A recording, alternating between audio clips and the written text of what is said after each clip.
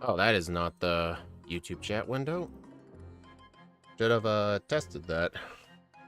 Oh, great. Now okay, give me a moment. Sorry about that.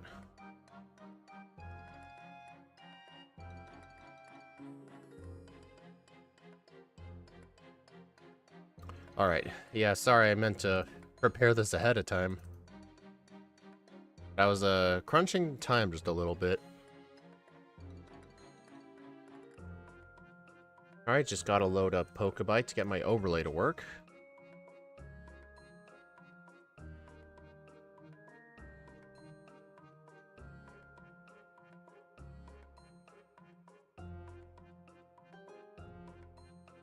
Alright, everyone. Today we will be playing, Beartic in Firered.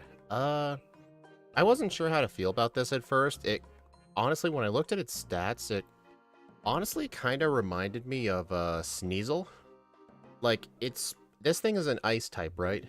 Yet its special attack is real bad. It's only base 70, but its attack is like 110. I was a bit worried about this, but this thing gets some extremely good move coverage. I hope y'all had time to look over it, but effectively speaking, this thing has just about everything. Earthquake, Dig, Rock Slide, Focus Punch, Return, Brick Break, pretty much most of the physical moves that you'd ever want. Beartic's an Ice-type Ursaring. Wait a minute. This is the vertical. Wait.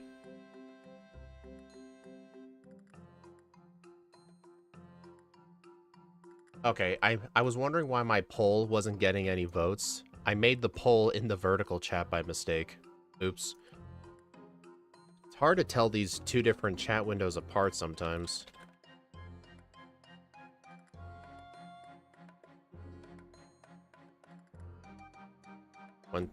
I'm gonna put the over-under at 113 to 115.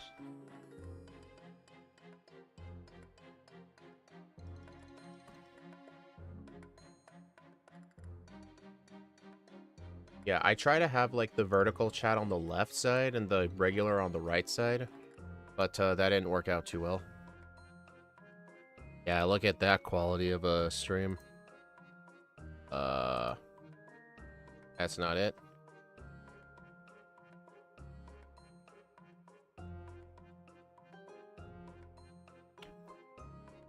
Dude.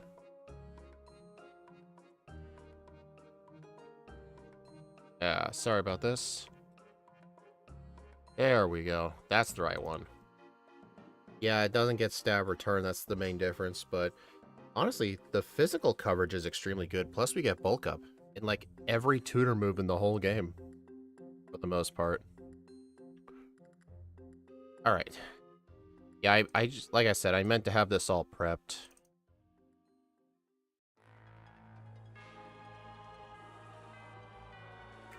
Alright, I don't think there's going to be any issues with this run. So, oh, better, change the overlay.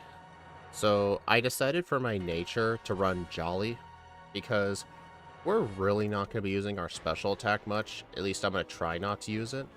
And our ability is Swift Swim. I think Axu may need to explain that.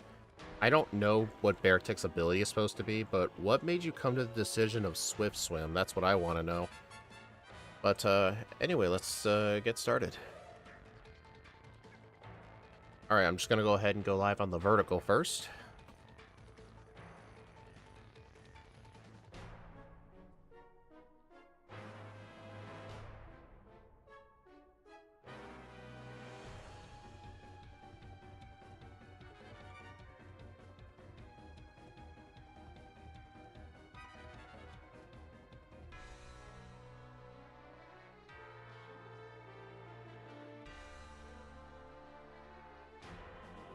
Alright, everyone on the vertical stream, we will be doing Pokemon Firered with Beartic, a Pokemon that's not normally in this game, but due to some coding magic, we were able to put it in the game so we can try it out and see what it's good for.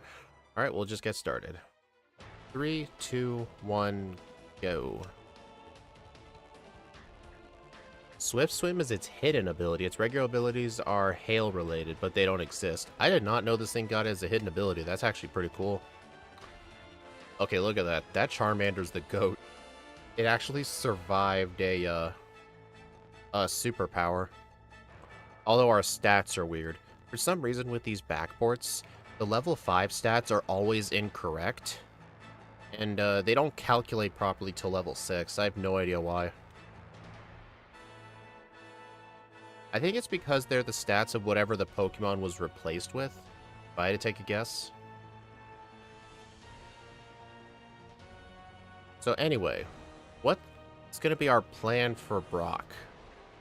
I don't think Brock's going to be too bad at all, because as long as we're slower than him, he will never use Rock Tomb unless he detects the kill. So, honestly, I could probably do Brock at close to minimum battles and just spam Outer Snow. Not Icy Wind, though. If I use Icy Wind on the Onix, I will get to a point where I will outspeed it and then he'll use Rock Tomb. I don't think there's any trainers I want to beat either. I think I could just do this probably minimum battles. But we'll try it out and see how that works.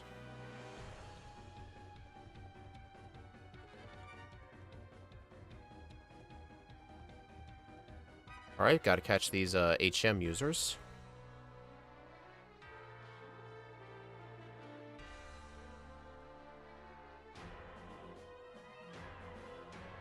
Alright, now I just need a Pidgey.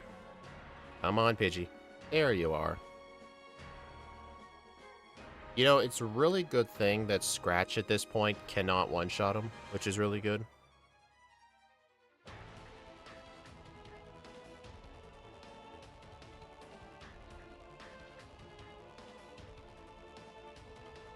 You know what? I'm probably gonna have Steve stream up in another monitor.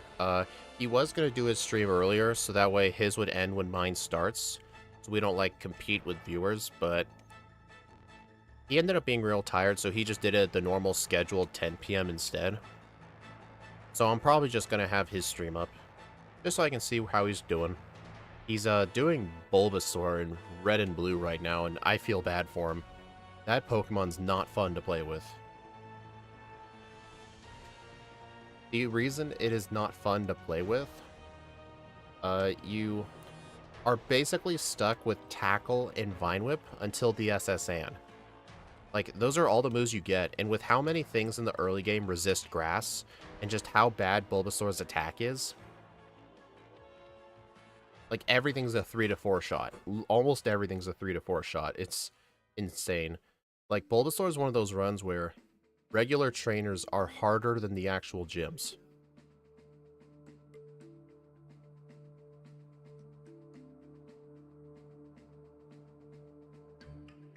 Yeah, these regular trainers weren't that good.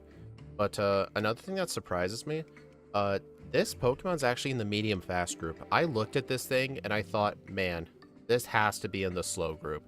But no, it's not. It's actually medium fast. Which is really interesting. Is Ursaring medium fast? Because I swore Ursaring was in the slow group. Alright, you know what? Just because we have an ice move and we're so slow, I don't think fighting this guy is going to be a big deal. Yeah, it's an easy trainer. It's some really quick XP. Yeah, even though Jolly Nature is lowering our special attack, I think in the long run it's worth it. You know, this gym would have been a lot easier if they had given you access to an Oran Berry before this guy, but the first ever berry you can get is immediately after this gym. Alright, I can use Icy Wind here, but I can't use it on Onix. Hello, Paul Anthony. Ursaring's medium fast. But hey, hope you've been doing good. It's been a while since I've last seen you in the chat.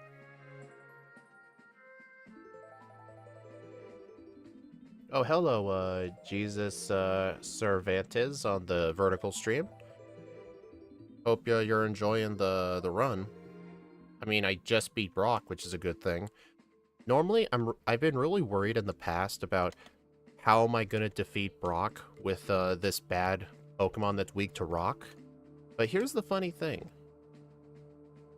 Since Brock's Onyx only uses Rock Tomb if you're faster than him, if you're running something slow, or if you keep your level as low as you can while still being able to kill him, he'll just never use the rock move. So in the past, mistakes I would always make is I would try to outspeed the Onyx. That's nearly not the answer. So honestly, if you're weak to rock against Brock here, honestly, you're only really punished if you're fast. Because if you're fast, then you're always going to outspeed the Onyx, then he'll start using it. But if you're naturally slow, like this thing is, you don't have to really worry about it. Alright, but since Brock's out of the way, what's the plan for... Oh gosh, that's not good. Oh no. Am I going to be able to win this? I do not know. It's going to be cutting it kind of close. Come on. Uh-oh. 5 HP left. Okay, that was kind of bad. Alright, it's a good thing I bought a couple of potions.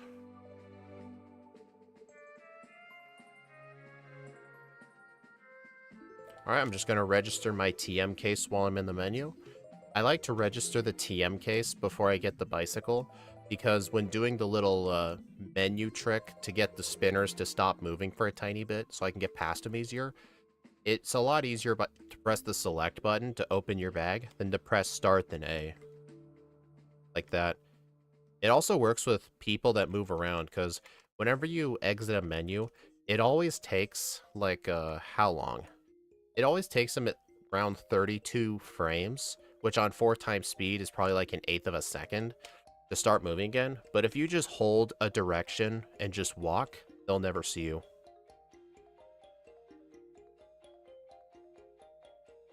Alright, I know the Pidgeotto on the Rivals team has a 27 speed. I'm not going to be fighting Misty, but I want to try to at least outspeed the Pidgeotto. I'm probably going to try fighting this guy first. Man, Steve's getting resets on the Rocket Grunt and Mount Moon. If you guys are wondering why the Rocket Grunt and Mount Moon is scary, it's only in Red and Blue, because in Red and Blue, the Poison type is weak to Bug in Gen 1, so Bulbasaur is actually 4 times weak to Leech Life, and it makes early game Zubats extremely terrifying. Water Pulse. Yes, please. I think I'd rather keep Icy Wind. It's more power. Scott probably would have deleted Icy Wind just because of the accuracy, but I'm not going to be using ice moves that much, so it doesn't make any sense to keep the weaker one. Like, if I'm going to be using ice moves, it better be the stronger one. Oh no, not my attack and defense.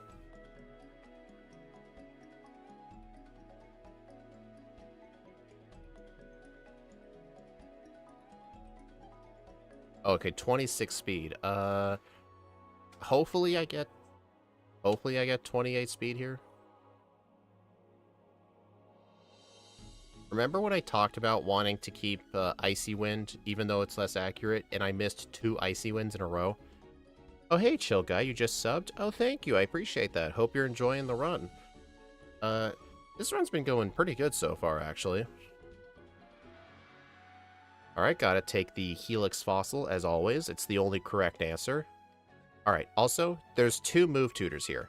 Oh, we outspeed Pidgeotto. Mega Punch and Mega Kick. I'm going to get Mega Punch over Scratch, and I don't think Superpower is that good. I'm actually going to teach Mega Kick over it. Because who knows, there might be a fight where I need the extra power, like Starmie. Misty Starmie. Mega Kick might actually help with it. We'll see.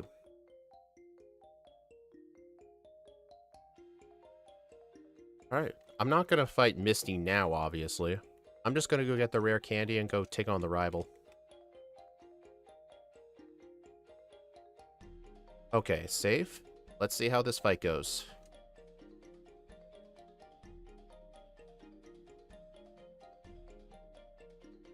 Alright, doesn't one well, I just want to outspeed it. I just don't want to start off right away with a turn 1 sand attack. Alright, Mega Kick. Nice. Because I didn't think Mega Punch was going to one-shot it, because our attack is good, but it's not like something to write home about, you know?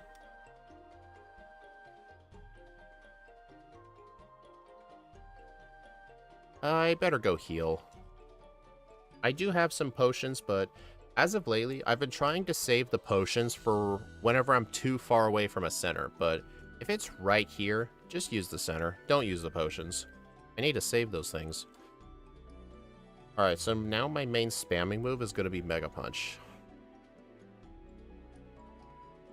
Man, Steve just got another reset. Oh, he's facing the rival. Nice. Oh, he's having to use Tackle on Pidgeotto. Oh, I've had to do that before. That hurts.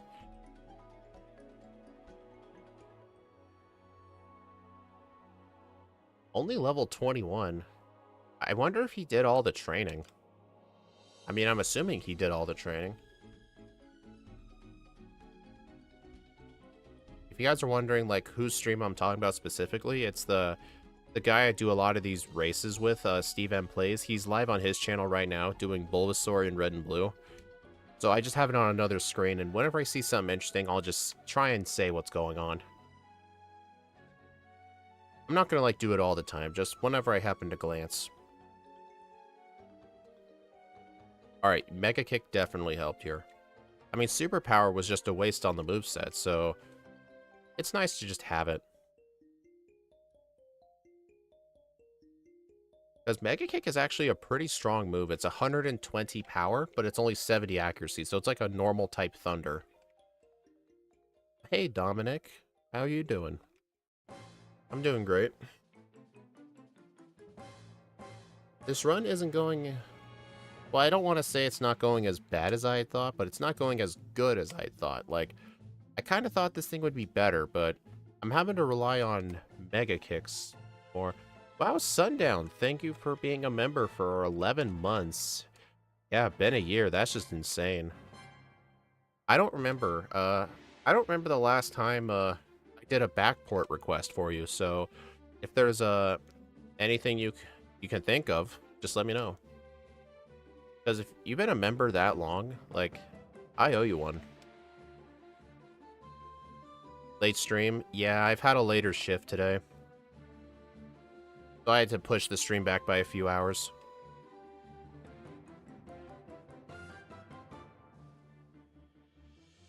Yeah, I have the later shift tomorrow as well, which is why there's going to be no stream on Saturday.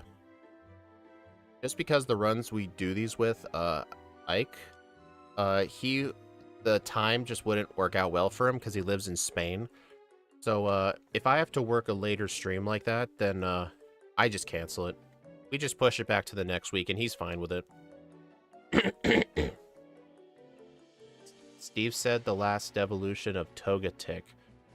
Oh, yeah, didn't you tell Steve Togekiss? I think that was your suggestion for him, though, but surely you want me to do something different, right? I mean, whenever one of his members gives him a suggestion, he usually makes me race him with it. And I mean, I'm fine with that, because I end up making the ROM anyway. Alright, I don't think I want Secret Power. Just because I have access to Slash.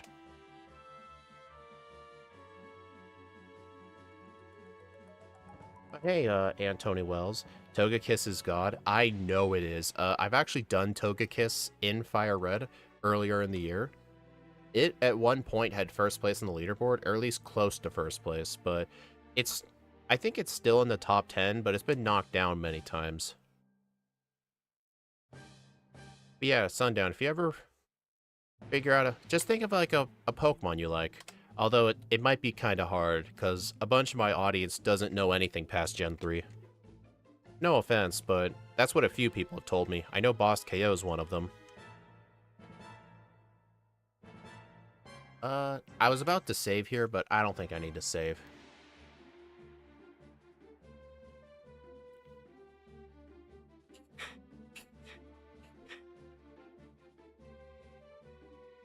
Alright, I'm not...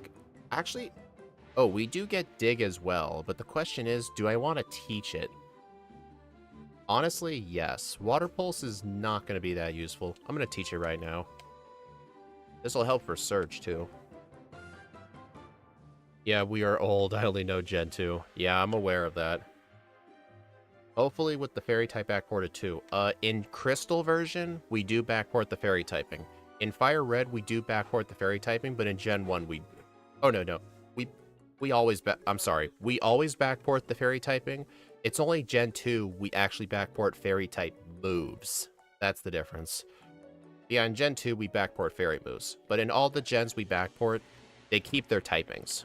Like, we didn't make Mimikyu like Psychic Ghost. It's still Fairy Ghost.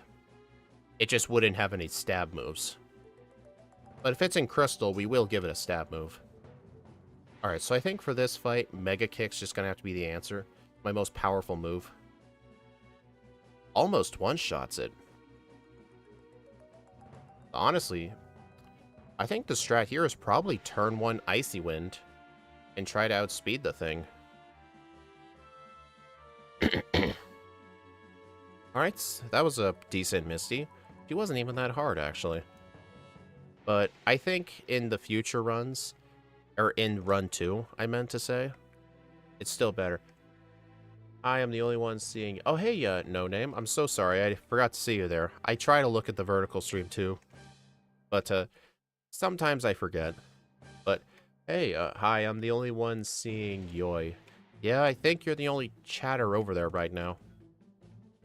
Everyone else that's been in here posted one message, and I'm assuming they either lurked or just left. But knowing the vertical stream algorithm, they probably just left. The run's going okay, but it's not doing as impressive as I'd thought. Like, I expected this thing to be like a physical powerhouse, but I am surprised with how good its move coverage is.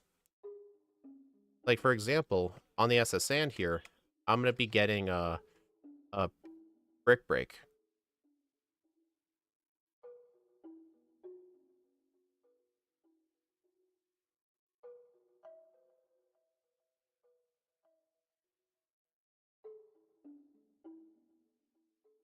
Alright, Brick Break. Now, the question is, do I want to teach this? I mean, I can always get a new copy of Brick Break whenever I want, but what would I get rid of? I don't know. I mean, theoretically, I could just get rid of... I could get rid of Ice Beam, because it uses my worst stat, but I think for some coverage, I think Ice Beam's the better move. But, I don't know. I think I should just hold on to Brick Break for now, not teach it unless necessary. I left the vertical stream, clicked on your channel, and found this one. Oh, hey, Peter Nicholas. So I'm guessing you found me through the vertical? Nice. Welcome. I don't like the vertical. Yeah, I don't like watching vertical streams either, but it's a way of reaching new people. Like, if I see a vertical stream that I like, I'll try and see if they're doing horizontal too, but sadly, a lot of people I see who do vertical streams don't do horizontal streams as well. It's usually only one or the other. That is not where I want to go. It's mainly just a way of trying to reach new people. Because, like, for example, Peter, who just showed up, when he said he was in the vertical stream first. If I didn't stream vertical, he would never have seen me. So, see? That's one person. Alright, gonna teach Cut. Alright, I'm gonna equip the Cherry Berry right away. Because, I'm not gonna outspeed the Voltorb or the Raichu. The Raichu's got, I think it's 53 speed. And I think the Voltorb's got 49. The Pikachu's like 30. You have got to be kidding. I need to start remembering, does not equip the Cherry Berry before that fight. Welp. I guess I'm just gonna have to live without it. I don't think it'll be a big deal, though. I think I'll still win. Props to using the format for impressions. I don't know how people tolerate watching videos with text on the screen, though. Kind of like my vertical overlay, like right now, like with the enemy moveset and stuff. Or are you talking about like the game showing the text? But I know some of the UI stuff, like the little chat windows, some like likes things on the side. I know they can cover things, which is annoying. I try my best to take those into account, but it's kind of hard. Can't wait for Gen 5 backports. I will not be doing Gen 5 backports. My backporting knowledge only goes up to Gen 3, but here's the thing, like, there's over 1,000 Pokemon in existence. It's not like I'm gonna run out of content. Alright, I think I'm gonna lose. Yep. Dude, that Raichu had 6 double teams up. Well, that's what I get for losing the Cherry Berry like an idiot.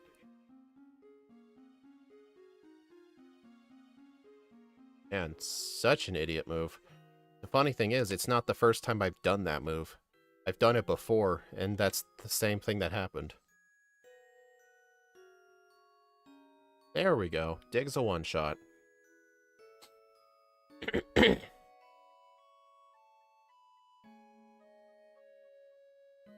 Dig is not the play, too many chances to fail. I mean, it's still a one-shot. I mean, I guess the alternative would be, like, maybe 2 slashes. Honestly, there's a lot of chances no matter what, just because that thing outspeeds me. But then again, like, the fight would be just fine if I had the Cherry Berry. Surprised to see an Ice-type doing so well. I mean, it's doing okay. I mean, I haven't had any deaths yet, but Ice-types don't usually struggle in the early game. They usually struggle around Blaine. But at least this thing gets Earthquake and Bulk Up for Blaine, but the difficulty is going to be setting up. Like UI sort of text. I mean, game overlays are great. Oh. See, I'm guessing what you're talking about is just the vertical, like, all the little things that pop up over vertical shorts, like the ones that YouTube puts there, like the little comment box, those can block some things. Yeah, I'm aware that that can happen.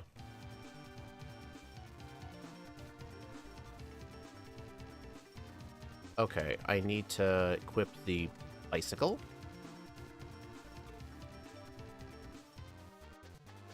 Alright, mid-game time. How do I think this is gonna go? I think in terms of the gym leaders, I think fighting Erica first is gonna be the best bet.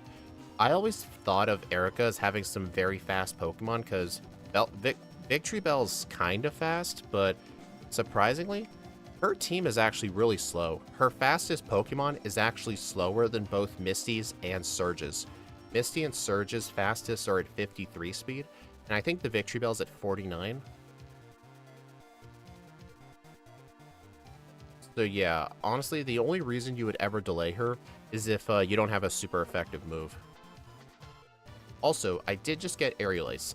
Part of me is thinking getting rid of Ice Beam for Aerial Ace, because Ice Beam was mainly my answer for, like, rock types. But I could teach it, but if I get rid of Ice Beam, is there something that I might struggle with?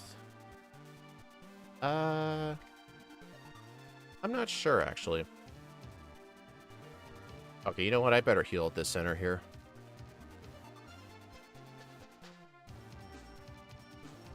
Well, we get access to Aerial Ace, but in the cave, we also get access to Rock Slide. So I'm wondering, should I get Rock Slide while I'm here? I think I should, honestly. I think Mega Kick has served its purpose, because I do plan on getting rid of Slash for Return. Actually, I'll get Return, but I won't teach it right away. Something I've learned about these Firered runs, you almost never want to teach Return right away unless you're a normal type, where you get the same type attack bonus with it. Plus, this thing gets so many physical moves, it's kind of nuts. So I need to choose wisely. Like, I'll have Bulk Up. I want to have Substitute to go with it, because having Substitute can block a lot of bad things, like Smoke Screen, Sand Attack, Poison, Sleep. But I have to figure out what I want my other 2 moves to be. I know Scott would try to, like, not use Substitute to keep a 3rd move, but I disagree with that. That's just going to lead to resets. So I have to figure out what my 2 best physical moves are going to be, and part of me is thinking they're going to be Brick Break and Rock Slide. Brick Break and Rock Slide would actually hit everything for neutral coverage. And then eventually I can get Earthquake. But Earthquake's not really that good in Fire Red. Yeah, I think rock fighting for this game specifically is good. If this was Gen 1 Kanto, I'd say ground and rock. The reason in Gen 1 only it's ground and rock is because in Fire and Leaf Green, Agatha's ghosts have levitate, and in Gen 1, Earthquake was like the best move for her whole team. And since that's not the case in this game, Earthquake is not even that useful, unless you get the same type attack bonus. Kind of like a return situation. Yeah, I will get Rock Slide.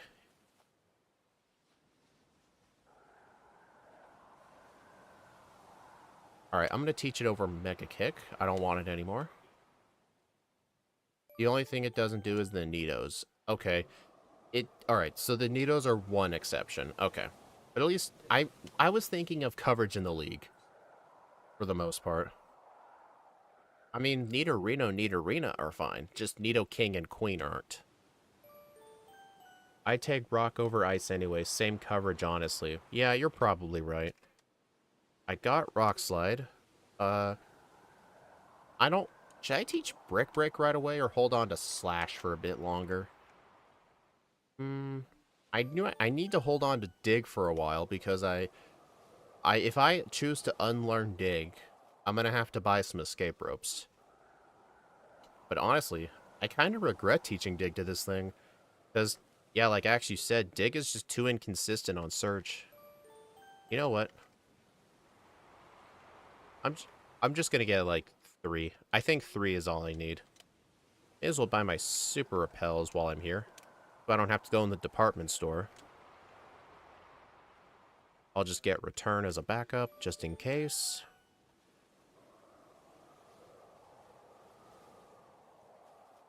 Alright, I'm still at full health.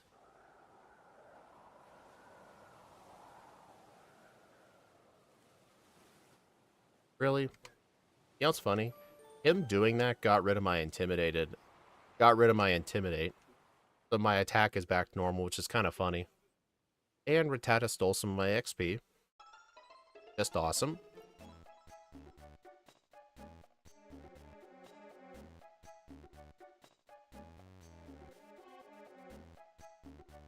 Wait for, BB. What do you mean by, BB? What is that short for?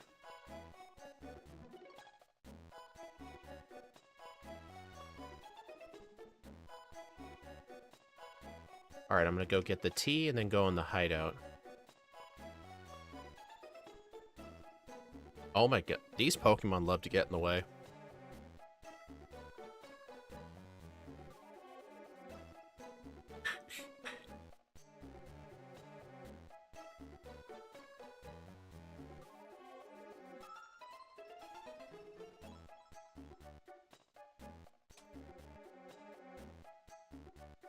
Alright, I'm gonna get these PP ups down here. I'll definitely use them on Rock Slide.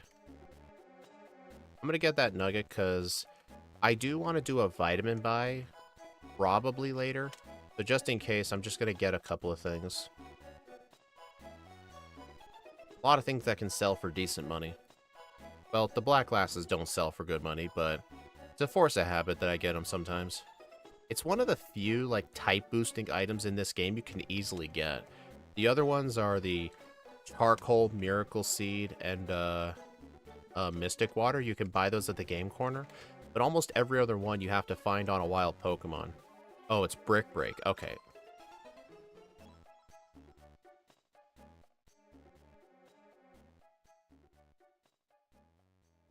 But yeah, I'll hold off on teaching it until I need to.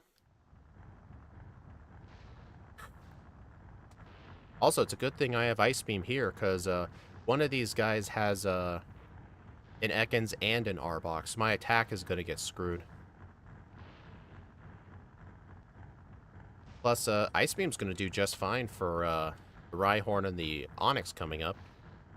But also, Brick Break would really help with Kangaskhan, but the Kangaskhan usually isn't that hard. He's only hard if your attacking stats are really bad.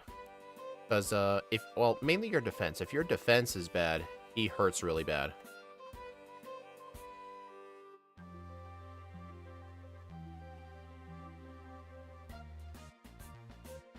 No, don't use that calcium.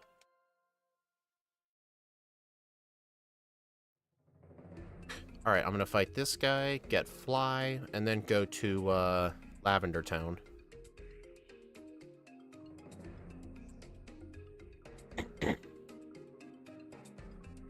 Alright, what's the plan here? Let me test Ice Beam. Not that good. How about Slash? Oh yeah, Slash is doing more. Oh, didn't even have to worry.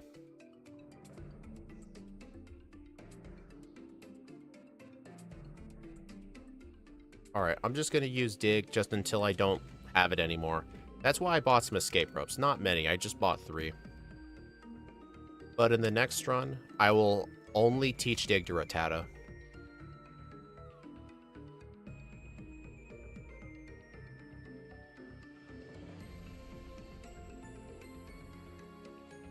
Alright, rival time. The rival is not going to be that hard. Oh, Steve and I are entering... We're entering Pokemon Tower at the exact same time.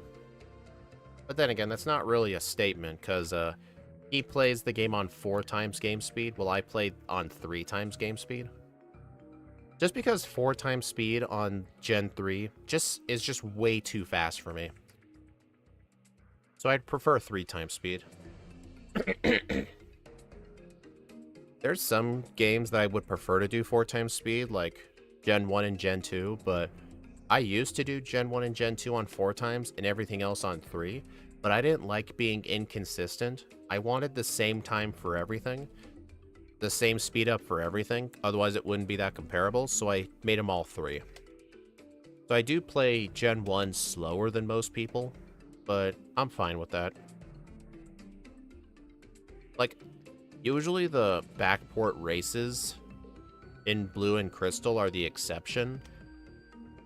Just because I do those with other people and they play on 4 times speed, I don't want to force them to be slow. But for the... I am an idiot. Yeah, but for the Fire-Red backports, I play on my normal 3 times. Yeah, I was such an idiot. I used Dig on a Haunter. The old Gen 1 days are calling to me.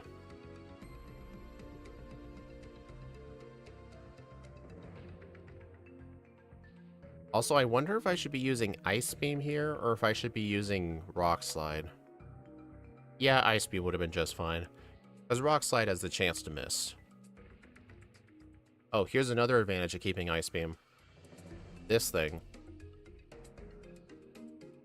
Nice, I one-shot it with a crit. That was lucky.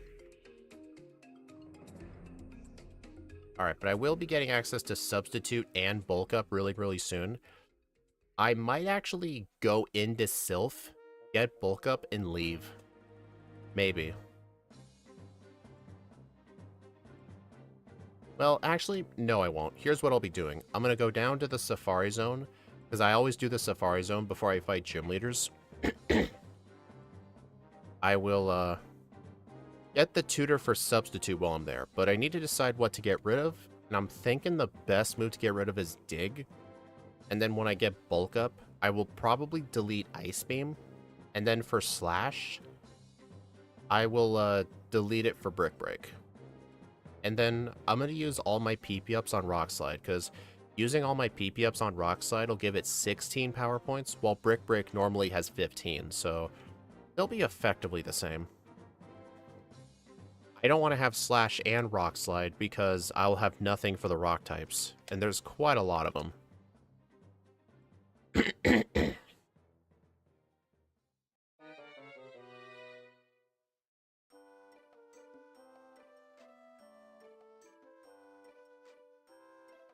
Alright, I don't want to fight any of these trainers. Whoa, that was close. Nice. I've gotten so good at timing that.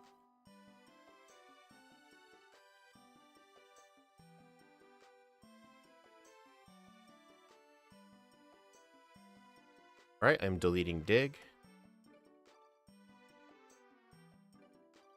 You know, when I was younger, I always thought Substitute was trash, but it's actually a really good move when used properly.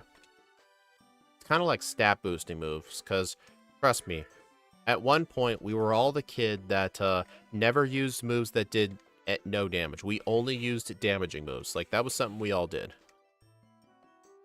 Like, agility. If agility did no damage, it's useless. Swords Dance did no damage, it's useless. Like, we all did that. Or we'd have the kind of Charizards with, like, Ember, Flamethrower, Fire Blast, and Fire Spin. Like, that's what we all did.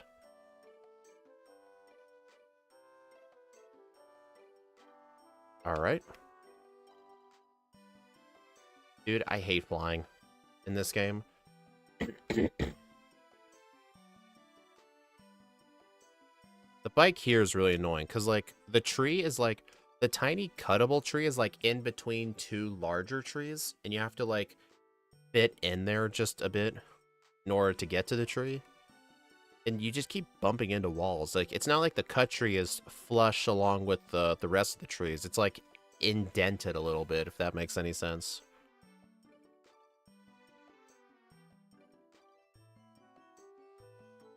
Yeah, but when I was younger, I would never even use Recover, because it did no damage.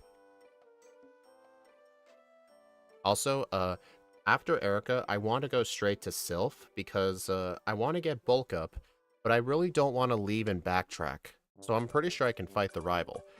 But here's the issue. The Pidgeot has 79 speed. Or no, it's 76. It has 76 speed. So I would have to do some training. Either that, or I do Koga first. But if I do Koga first, I'll have to go into Sylph, get Bulk Up, and then get out. I really don't think that's fast. I know in, like, in Gen 1, going in there to get Swords Dance and leave can be the faster solution. But for this instance specifically, I don't think it's a good idea. And besides, there's Carbos in there, too. I'm sure using the Carbos and getting, like, a level or two will make the huge difference. Alright, I'm gonna teach Brick Break right now.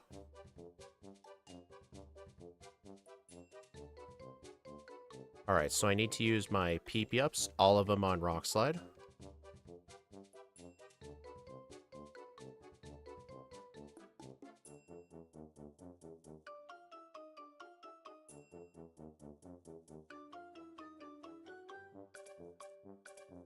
There's also some proteins I want to get. But first, I need to get Bulk Up. I actually learned you can actually take this teleporter, and it takes you straight to a little gate here. And this will get you access to it. Plus, this trainer here is pretty decent. Hello, Weasley Kreger. Yep, PP up. Alright. Bulk Up. Now our moveset's coming together.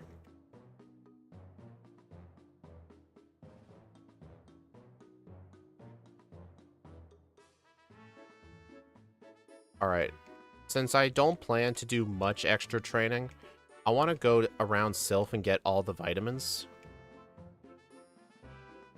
And fight most of the good trainers. Because I still need a tiny bit of experience.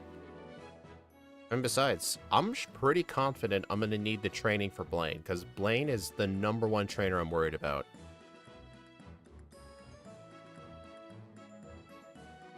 Like, I think on Blaine, it's not even worth setting up a substitute because his Fire Blast will always break it. I think the correct strat on Blaine is just going to be use 2 Bulk Ups and hope for the best, but I want to try and at least outspeed everything, but the problem is the Rapidash has 93 speed. So I don't even think I can outspeed that.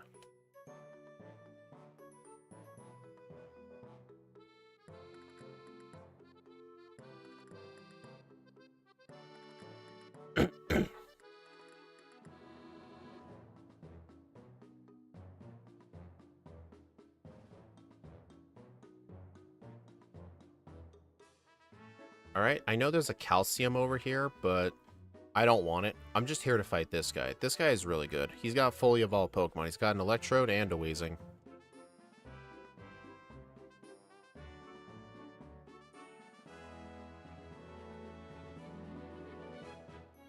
Cool. Very cool. Okay, when I use my Carbos, I will 100% outspeed the Pidgeot. Oh, hey, John. Did you, I'm assuming you finished your Umbreon run? How was it? I'm guessing it sucked. It looked like Lucamine was a big problem.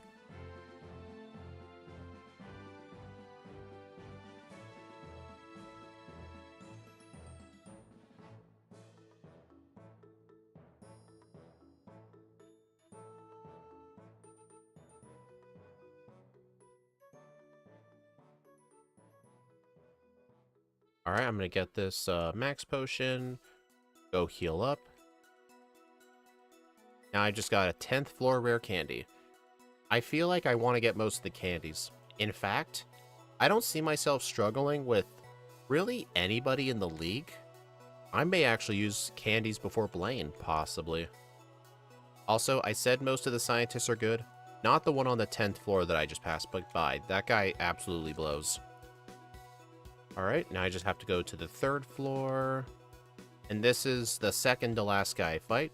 And then there's also a scientist. And then I can fight the rival. You're playing through Sun, quite a good game. I played Moon and then Ultra Moon. It was hard for me to get into Pokemon Moon at first. Because, I don't know, like... It just felt too different. Because, you know, no gym leaders. So I didn't really finish it. But then Ultra Moon came out, and I'm like, you know what? I think I'll give the Alola games a try. So I did give them a try. I'm like, oh, this game's actually really good. Maybe I'll go give Pokemon Moon a try. So I technically did Ultra Moon, then Moon. But I did start with Moon, if that makes sense.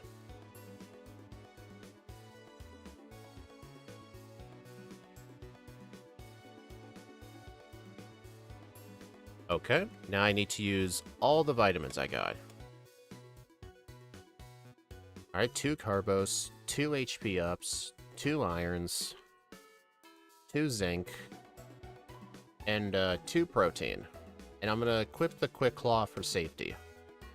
Then use the max potion. Did you backport Ultra Necrozma? We actually did in red and blue. I think it was like several months ago. We actually did backport it though, specifically the Ultra form. Gen 7 PTSD. Ultra Necrozma is actually first place on our leaderboard still. I think it's like a 28-minute run, which is absolutely insane for red and blue. That thing didn't struggle at all. Like, nowhere.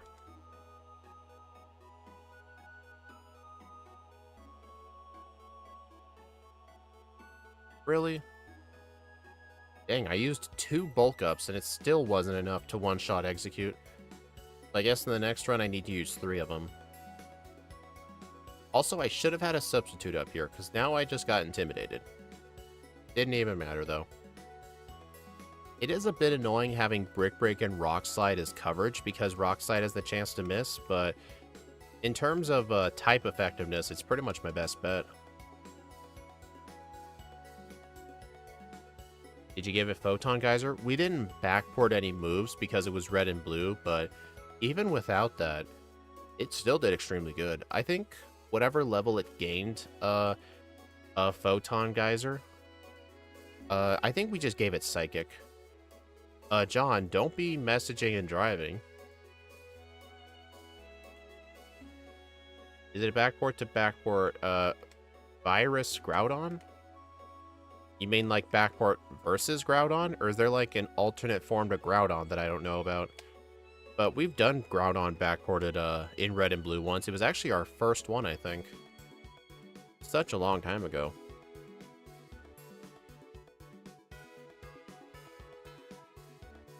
Alright, so the fighting and rock type offensive coverage, the only Pokemon it's not good on are Nidoking and Nidoqueen. So I will need to make sure I set up a few.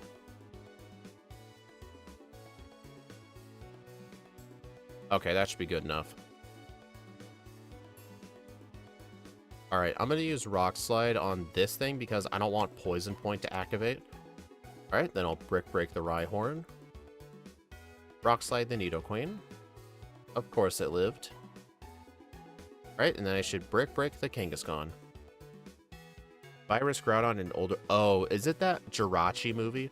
Okay, I've seen that. I probably wouldn't backport it because I have no idea what that thing's stats would look like. I would prefer to backport real Pokemon because Virus Groudon isn't not a real Pokemon. It's not real. Like, in the movie, it's not even real.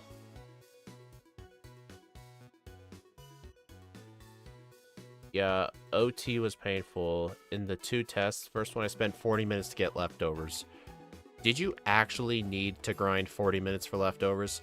I remember I mentioned this to you. If your solution is grinding for a super long time for leftovers, you probably need a different solution. Because you could probably get 300 resets in like 40 minutes. So, you may need to think of a different solution there. Also, check this out. I am 2 speed faster than Kadabra. I'm not going to use Substitute just yet until I'm ready to sweep.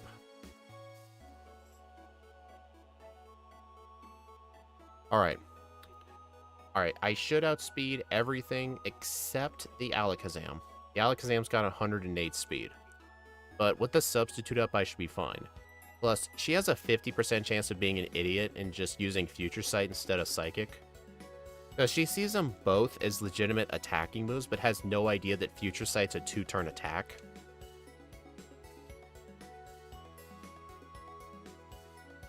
Alright, Koga. Every other battle went the same instead of the first Hollow battle. It went much better, until Lusamine was on record time. Ah.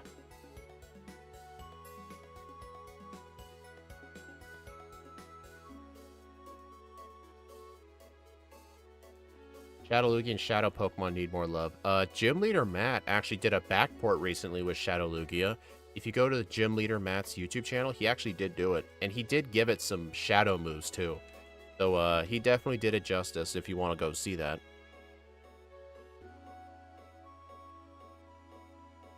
Alright, normally I would fight these guys for training, but since I'm doing Koga as the 6th Gym Leader, there's no reason for me to do them, so I'm just going to skip that guy entirely. Okay, so here's the plan. Set up a Substitute, 2 Bulk Ups, and probably 3, and then sweep with Rock Slide. Yeah, because like what I've seen Scott do before is he would try to avoid Substitute just so he can keep Return, but this is why you don't want to do it. Look what Substitute's doing. See, it makes the fight super easy, otherwise I would have been poisoned by now.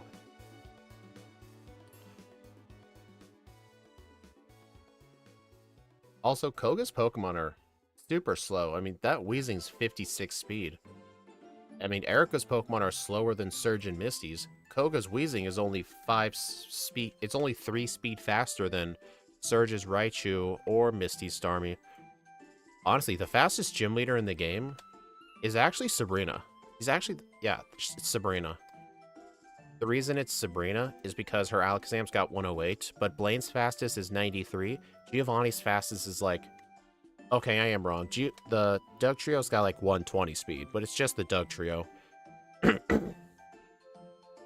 But besides, he's only hard if you're actually weak to ground, which, even if you are...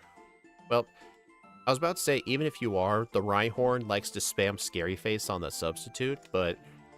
Not always. If you're weak to ground, he can detect a kill with Earthquake and will break your Substitute. So, if you're weak to it, you gotta be careful.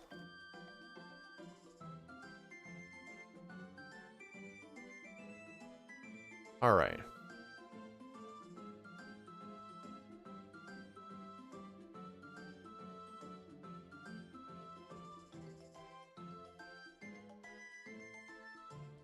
Shadow Lugia was supposed to be an Ultra Moon and a Wormhole, but they scrapped it.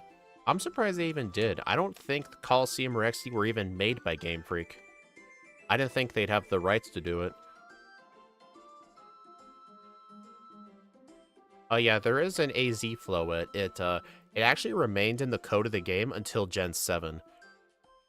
They never released it, but I'm hoping they do. Maybe for Legends ZA, there might be some sort of event for it, but I don't know if the game's supposed to take place in the future or not, so... I mean, hopefully they find a way to put AZ's Floette in there. They even had a specialty move. I think it was called the Light of Ruin or something. It had a specialty fairy move. I think it was like a fairy-type overheat or something. I don't know how it worked. But it would have been the strongest fairy move in the game. But they never released it. Escape Rope.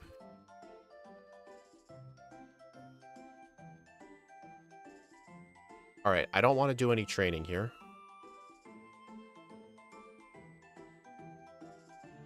Mecha Armored Mewtwo. Like I said, it has to be a real Pokemon. Not some, like, alternate form. Not like some Pokemon with armor on. It's gotta be like an actual Pokemon. Light of Ruin. It's a fairy head smash. Oh, okay.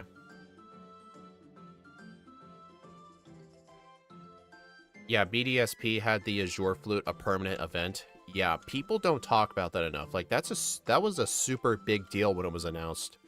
But people still complained just because it's BDSP. They'll always complain about it. Okay, so... Oh, I just realized. Look at my speed. 92. I am 1 speed slower than the Rapidash. But I just got a Quick Claw. Alright, so I only used 1 bulk up, and now I'm at -1. Flinch. Really? Okay. So, I think maybe for Blaine, I probably could have used, like... I don't know, like 2 rare candies?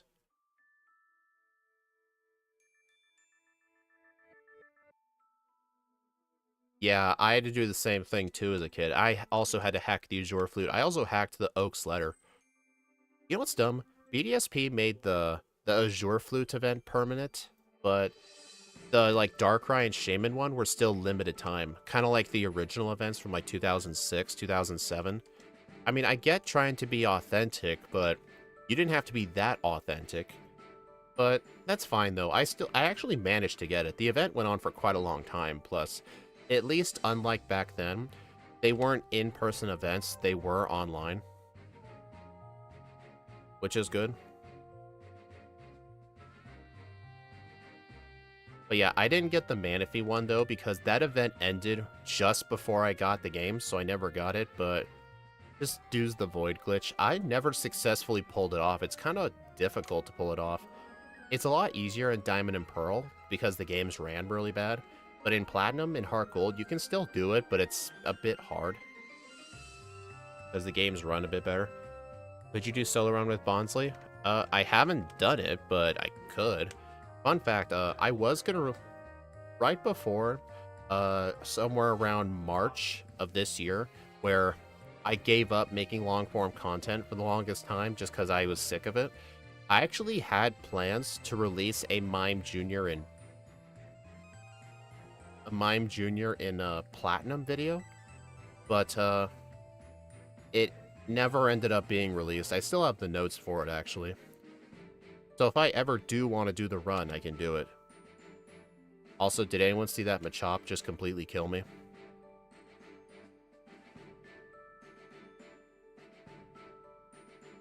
Oh, hey, Dust Yankee. Yeah, you can get it from a Ranger game. I think it's only 1 per cartridge. Like, even if you delete your save file, still 1 per cartridge, but isn't it a Wi-Fi event? Or is it like you can actually get it in your game? I'm pretty sure it was a Wi-Fi event though.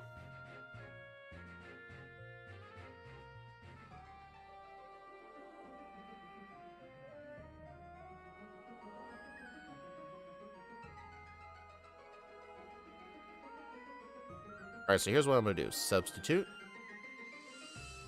1. 2. I want to make sure to get plenty of bulk ups because I'm going to have to use Rock Slide on the Nidos. Yeah, I know it's post-game, but I still don't know if it was a Wi-Fi event or not. Or I guess if it was literally in the game itself, but I've heard people say the event was only 1 per cartridge. Like, even if you deleted your save file, you can't do the event again, just because it literally is per cartridge. How do I keep missing Rock Slide? You guys saw that, right? What is going on? Did Dugtrio hit me with Sand Attack or something?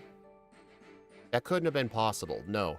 Nido Queen broke the substitute. I was literally that unlucky.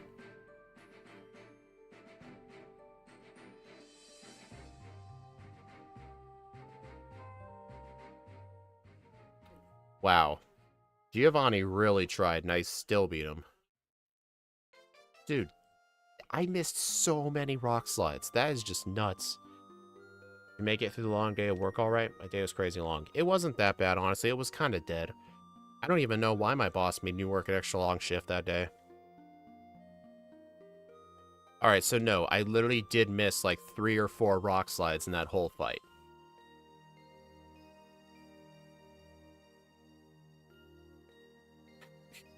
Oh, I speed tie the Pidgeot.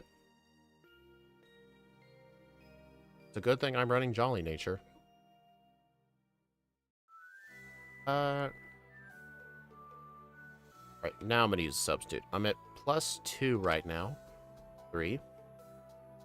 4. Okay, that should be enough. I want to keep my... I was gonna say I wanted to keep my substitute up, but... Okay. Can I set up a sub here? Oh, yeah. Dude.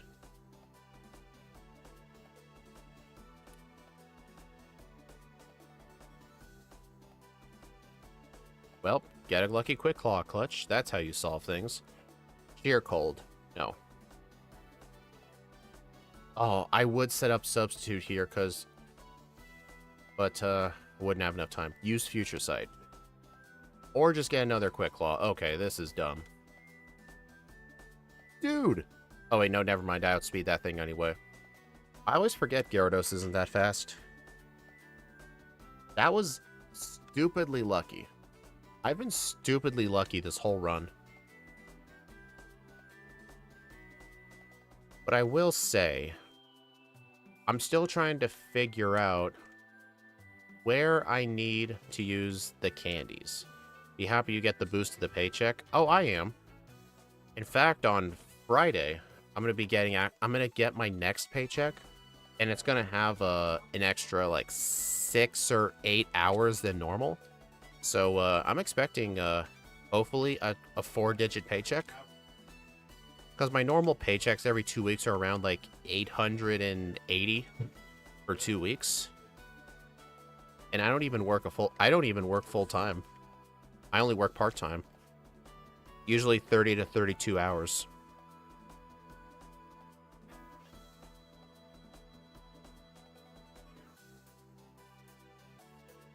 Probably candy in front of Bruno. Lorelei should be easy. Well, since this is the first run, I'm not going to use the rare candies until I deem it necessary. Actually, Axu, you probably know this off the top of your head.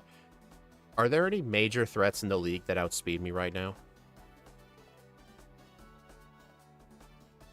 Like, I think on Lorelei it might just be the Jinx. Bruno, it's probably nothing. I know Bruno's fastest is like 113 with the Hitmonlee. Agatha's are really fast. There's not much I can do about that. Not gonna outspeed the Aerodactyl. Gyarados is only like low 100s, but the Dragonite itself is only 107, so I am gonna need to use my rare candies before the league, for sure. Steve and I have been roughly on pace, but then again, he's running a Bulbasaur.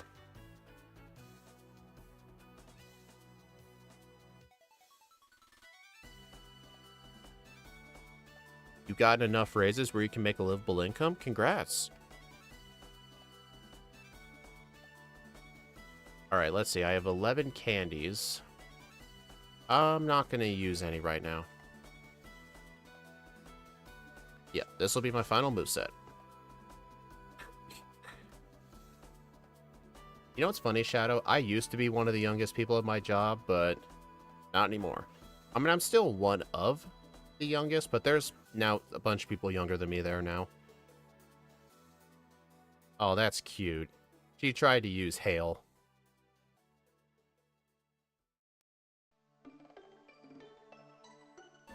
Also, I'm at +3 with bulk up. I'm hoping this will be enough. Of course it's... Dude, I am getting stupidly lucky right now. Crit. Dude, I need to know if I'm being too safe or not, or unsafe. Okay, I'm using my candies before Lorelei.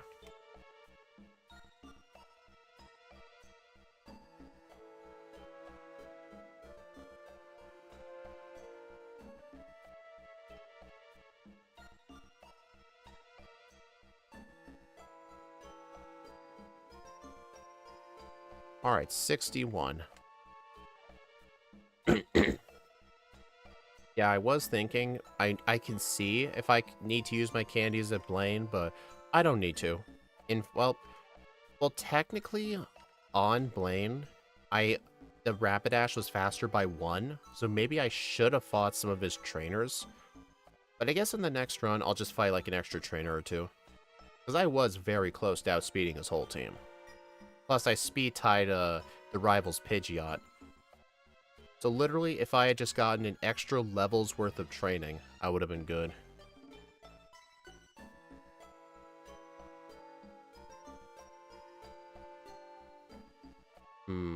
Okay, I should be using Brick Break when possible. Like, if both moves are neutral, use Brick Break. Brick Break has more power than Rock Slide. Actually, no, I think they're the same. The point is, like, Brick Break is the safer strat.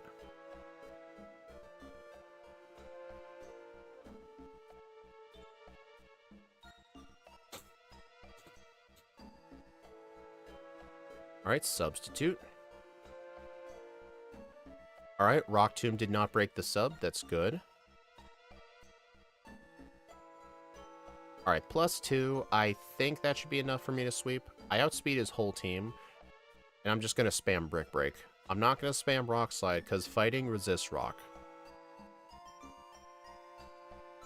Okay, if it one-shot the Hitmonchan, it will one-shot Hitmonlee. But it probably won't one-shot the Machamp. Yep. I guess I should have made try to substitute up just to prevent that scary face, but whatever, I still won. Bruno's pathetic. Alright. Elixir. Also, another good reason I used the 3 PP ups on Rock Slide. It's my only move to hit Agatha, so I need to make sure they count. Plus, this first Gengar has Double Team. Hey, got the Quick Claw proc. Nice. You know, if I didn't, I would have been Toxic turn 1 and I'd have to reset. Alright, I think 3 Rock Slides will do, because Agatha's Pokemon have very bad physical defense. So I think only 3 are needed. Pokemon Firered be having illegal Pokemon. Hey, don't yell at me. Look at Lance.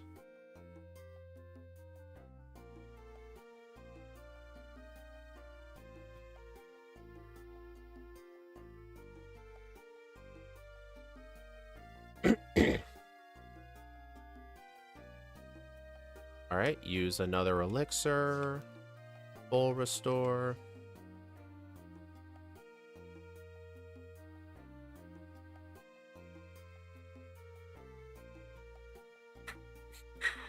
Alright, I need to make sure I have a substitute up when I defeat this Gyarados. Because the Aerodactyl's probably going to hit me with Ancient Power, which is going to hurt. So, let's see, I'm at +3. Well, I'm at +2, technically, because of Intimidate. My stat modifiers do not work with these backports for some reason. Still haven't bothered to figure that out.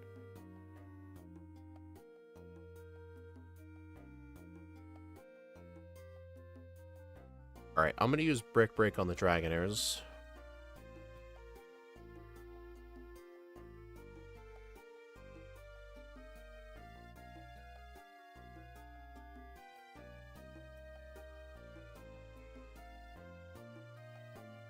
Whoa, I almost went in there. That was close.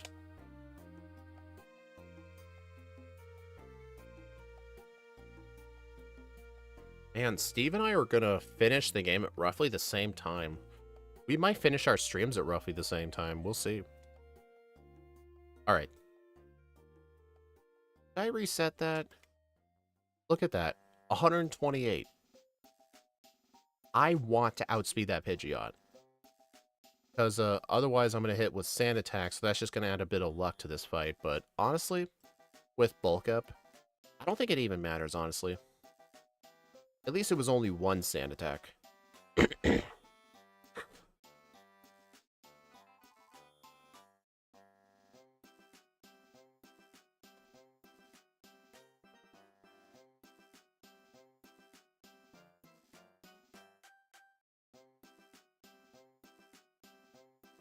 Psychic.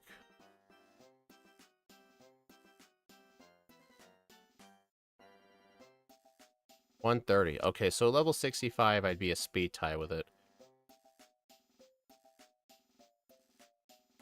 Dude. You know what I hate about this? It was only one sand attack. Literally just one. Dude. That is so annoying. Well, here's the thing. I got all 11 rare candies, but then again, you know how I said I want to do a tiny bit of extra training for Blaine and Rival 6 to make sure I outspeed them? The extra level? You've got to be kidding. The extra level that I'll get from that training after I use the 11 candies, I might be able to outspeed the Pidgeot here. Oh my god, you stupid bird.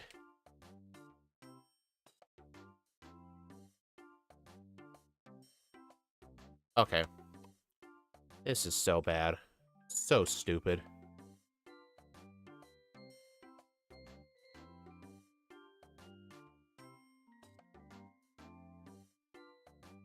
Oh my god. There's not really much I can do about that sand attack. Just quit using Aerial Ace. I don't know why. Whenever the opponent decides to just start spamming Aerial Ace, he just won't freaking stop. Alright, this is +6. Axew, you're right about that. I'm completely stupid. I do have Aerial Ace. Yeah, you're completely right. I am, just dumb.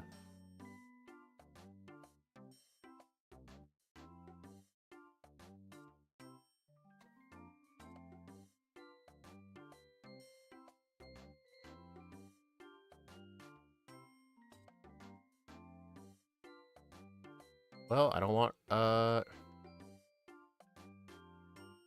yeah, I'm gonna have to get rid of Rock Slide here.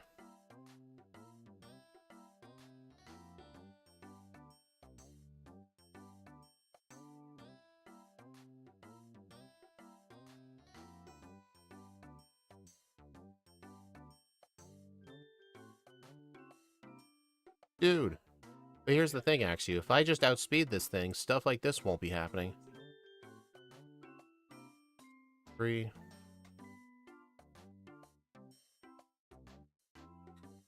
4. 5. That should be enough. Alright, I'll need to Brick Break the Rhydon, Aerial Ace the rest.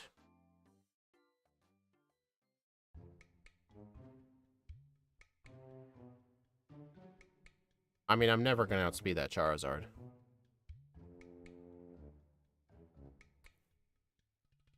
Dude. You guys know the... Are you guys aware of the absolute difference it makes between 128 and 131 speed? See how the Pidgeot's able to attack me twice? That's why. Literally because of... It breaks my substitute right away just because it outspeeds me.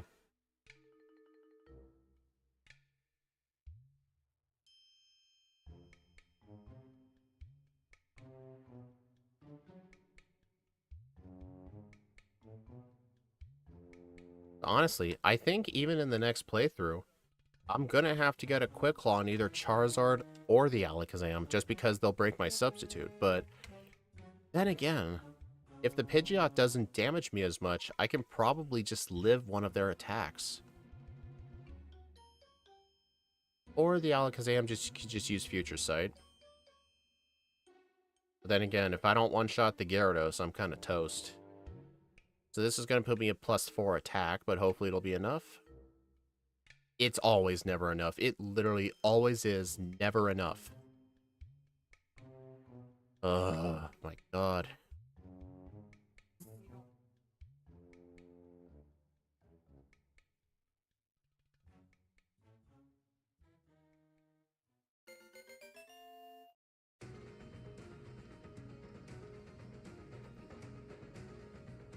Three.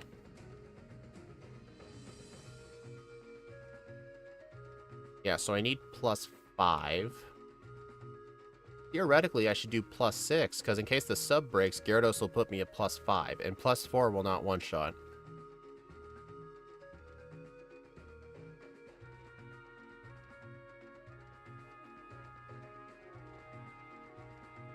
Alright. I'm not even going to bother setting a sub back on the Alakazam, I just have to hope I live. Okay, I do. So the Intimidate will get me to +5 instead of +6, but +5 should be a guaranteed one-shot. You what? Dude, I was +4 last time. And +5 was like the same exact thing. What the heck?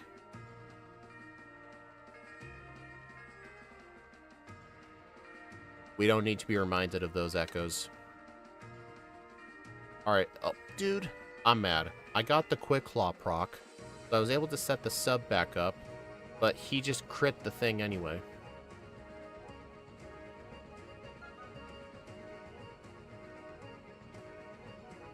Alright, I'm at +6.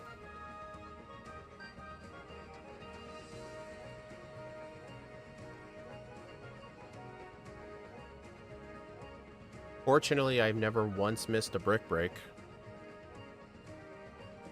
Alright, I got the Quick Claw on Charizard. And the Alakazam. Okay, I win. So yeah, in run 2, I need to do a little bit of extra training. I need to outspeed that Pidgeot. Because that way, I can get my setup in, and I'll have a lot more HP remaining. So with the extra HP, the fight will be a lot easier.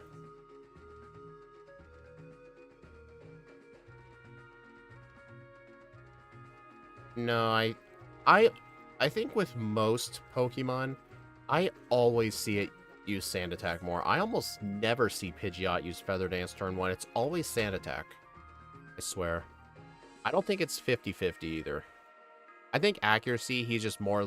The AI is more likely to do accuracy moves than, like, attack-lowering moves. Well, I surprisingly got the under, but I should have blown that over-under out of the water.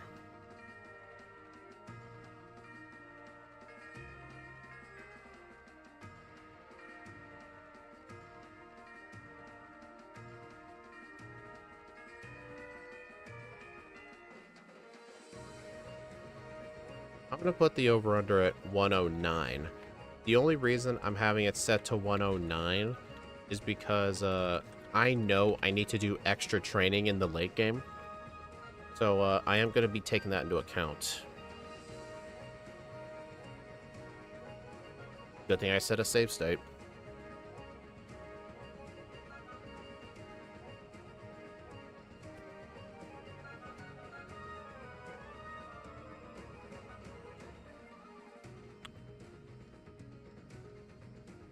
Well, may as well get started. Alright, 3, 2, 1, go. Alright, run number 2.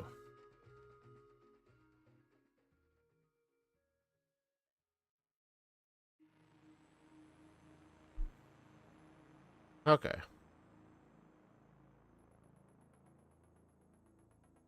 Man, Steve's really going over his game plan with his YouTube chat right now.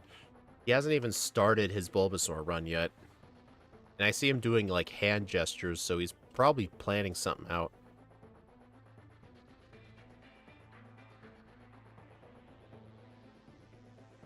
Alright, so are there any changes early game I want to make?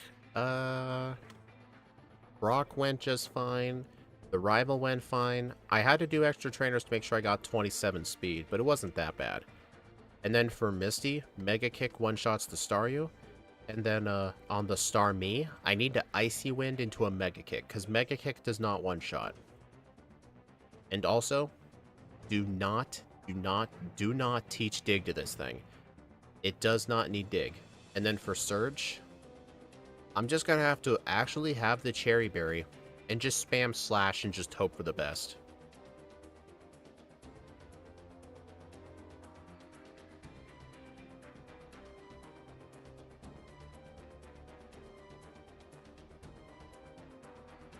Alright, can I get a Rattata? Nice. In second runs, if I don't get Rattata here, then I have to catch the Paris and Mount Moon. Or if I don't get the Pidgey, I have to catch the Spearow or Pidgey on Route 3. Just because I've been trying to avoid just walking around there waiting for the HM luck to go my way. That's just what I have to do.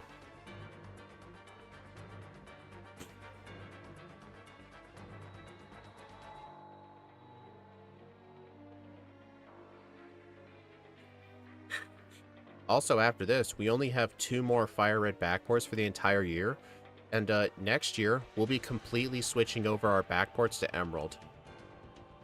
Yeah, we won't be doing any Firered backports for probably a year. It's going to be all Emerald.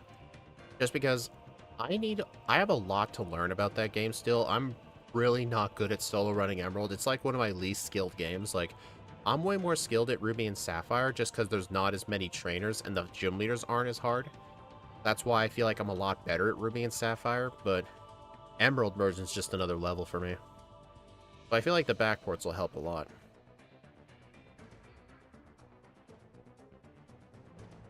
Alright, I'm not going to heal here. If I die here, then I'll just reset.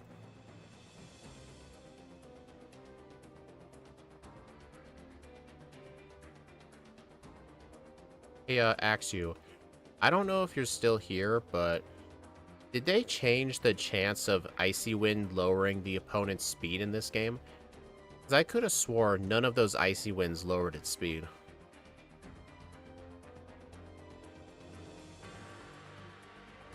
Probably start with the starters. What regional starters were you thinking of?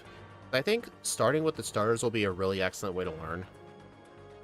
Did you win already? I did win the first playthrough, yes. It was a 111.56, although I did get kind of walled at the champion because the Pidgeot outsped me by only 2 stat points, and because of that, I was always getting sand attacked and getting damaged way too often. So in this run, in the late game, I'm going to do a tiny bit amount of extra training.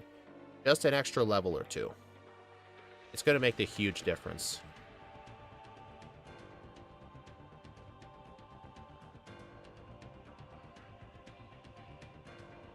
Shield Dust prevents Icy Wind speed drops. Oh, I completely forgot what that ability did.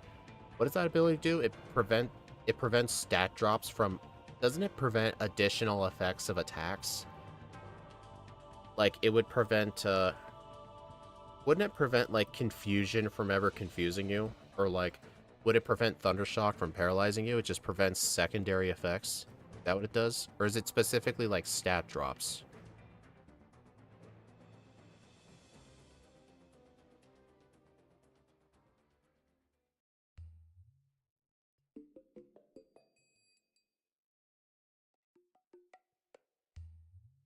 Secondary effects.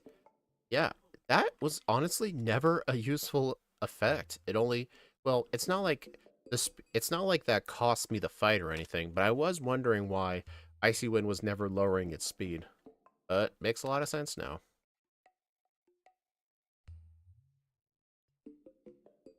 Oh my gosh, I hate Icy Wind. Can you do base forms first? Absolutely not. If you're trying to learn how to be good at a game, you don't start off by doing the worst of the worst. You're supposed to start off by doing the best of the best. So that way you pretty much know like the minimum battles strat, and you know where some good optionals are if you need them. You never start out by using bad mons. I had to learn that lesson the hard way. Am I going to get a reset? I'm dead. Okay. That sucked. I should really just not fight that bug catcher.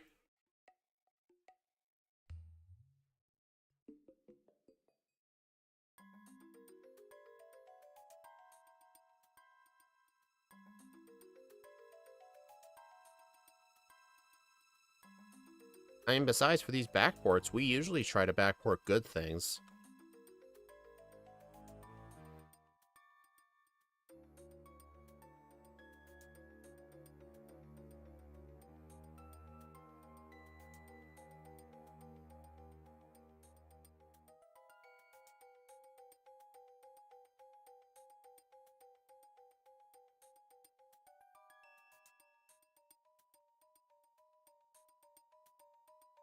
Well, legendaries first fall the stars.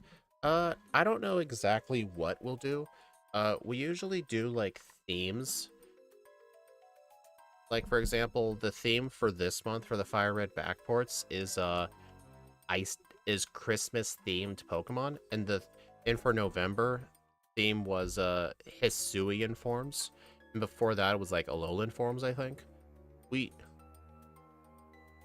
No, you don't need to shed it.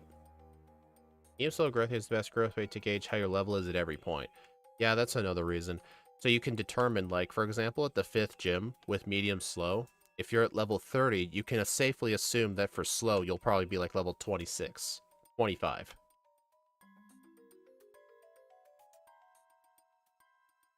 Oh, did I defeat the Rattata instead of catching it? Oops. Alright, I'm gonna need someone to remind me in Mount Moon to catch a Paris. Because I'm probably gonna forget. But I'll try to remember.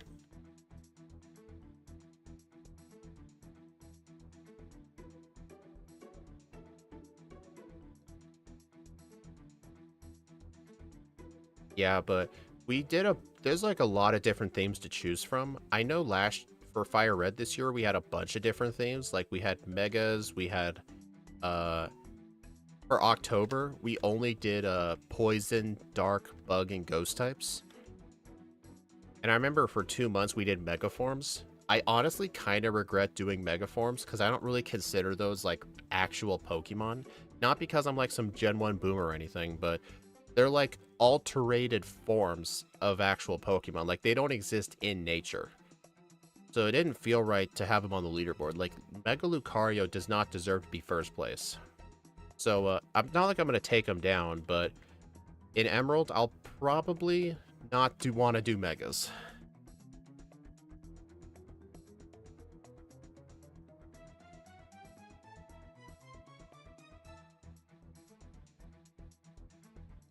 These plays help with competitive learning the ins and outs of each Pokemon. Yep. I probably should have used the antidote instead of the potion. Whatever. Ooh, Metapod. That's some juicy XP right there.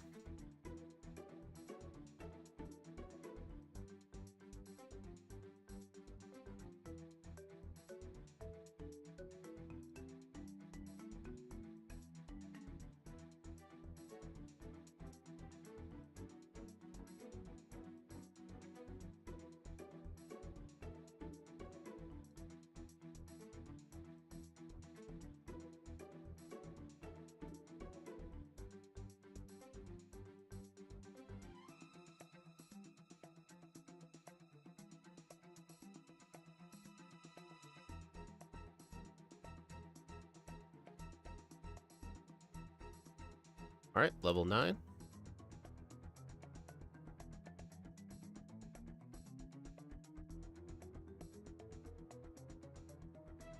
Alright, I gotta remember, do not use Icy Wind on the Onix.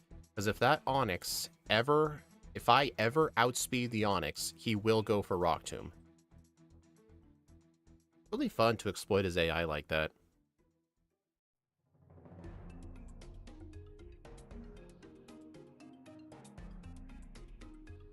Alright, 4 seconds slower. That's fine. Alright, when I get into Route 3, I'm not going to fight that bug catcher. I'm just going to do the last above him. Alright, I'm going to get some extra pokeballs, just in case.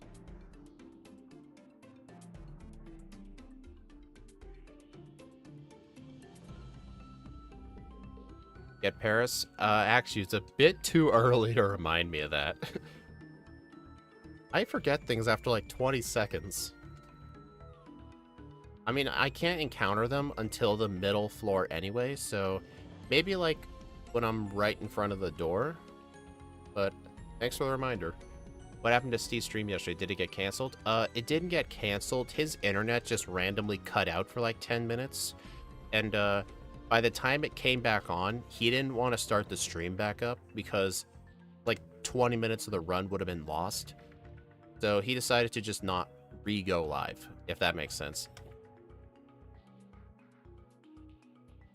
But if you go to his channel, his first playthrough run is still up. It's just his second playthrough got cropped off.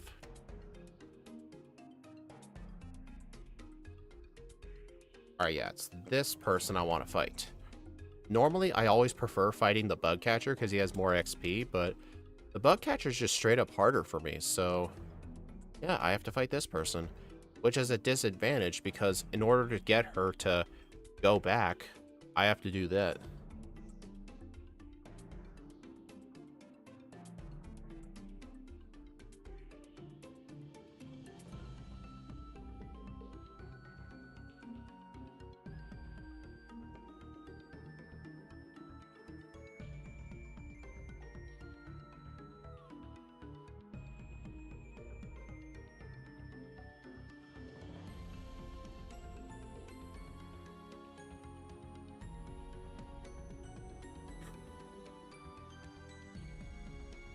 Alright, get the Paris.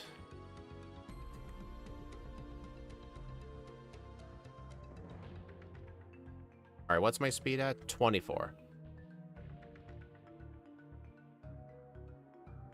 Alright, so I don't need to use another repel after this. I need to get the Paris. It's a good thing the middle hallway floors have a guaranteed spawn for Paris for some reason. So it's going to be really easy to get them. Also at level 15, I'll be getting Water Pulse. I will teach that over Icy Wind just because having some coverage is good, but honestly, it's not like I even used Water Pulse. Water Pulse just wasn't useful. I'll probably not teach it. Okay, it resists fighting, but let me try it. Darn, I knew it's powerful, but Paris likes to survive hits, so that's why I decided to try. What about a regular scratch? Okay, then. I'll just have to chuck balls at it. I've only got 7 of these, so make it count. Second try, okay.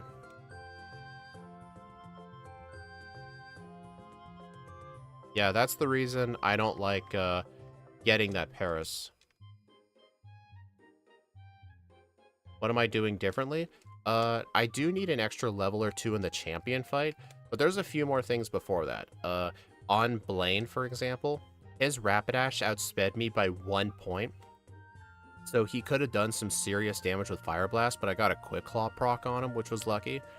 So I need an extra level for him. And then on Rival 6, I speed tied the Pidgeot, which made the fight a bit harder. So I'll need that same level for him too. Plus, besides that, it's mainly just going to be moveset differences. Like, I'm not going to teach Dig to Beartic at all, because Dig is absolutely not needed for this thing. And, I think I'll probably teach Brick Break as soon as I get it.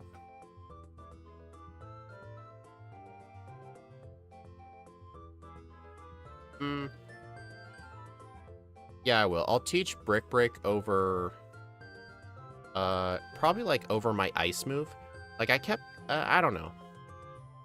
Oh, tutors. My move ordering is mostly going to be the same. Alright, I still want Mega Kick.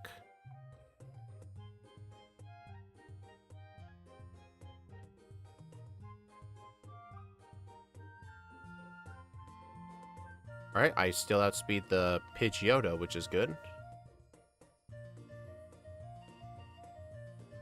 Also, Icy Wind did not one-shot it, so I'm actually going to test if Mega Kick will. It'd be really awesome if it did.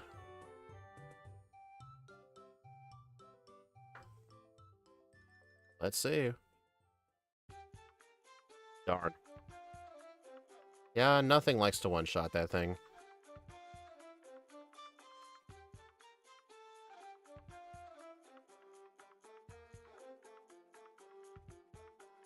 Ah, darn it. Okay. Stick to, I guess just stick to Icy Wind. Dude, I hate Icy Wind. I freaking hate this move. This is ridiculous. Like, this is the amount of resets I had going into the champion. And I literally just got them both on the rival fight. I mean, I did say in the last run I got stupidly lucky. Plenty of okay. All my good luck has dissipated, and now I am back to receiving bad luck.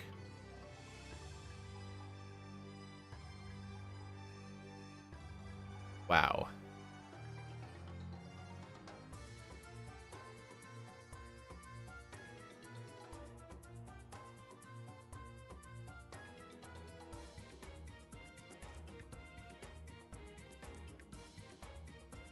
This shit, it's annoying that I have to rely on Mega Kick for that fight.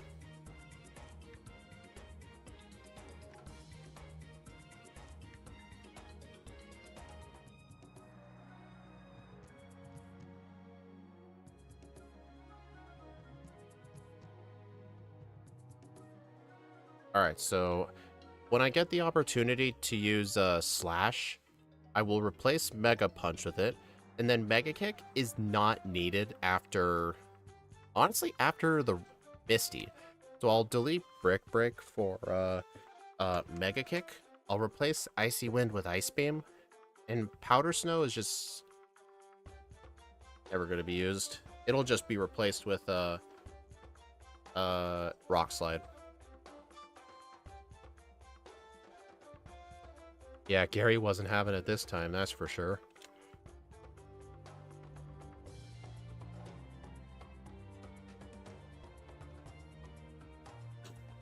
Yeah, he was just actively trying to destroy me.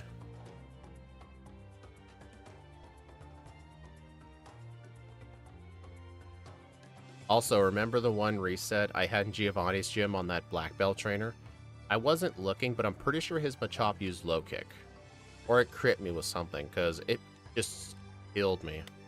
Real bad.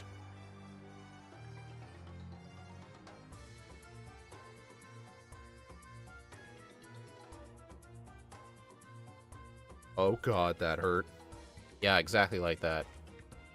Oh, I just noticed something right as the Mankey image faded out on my overlay.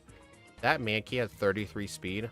I speed tied that thing. That's why it went first. It was a crit revenge. Dang, that hurt.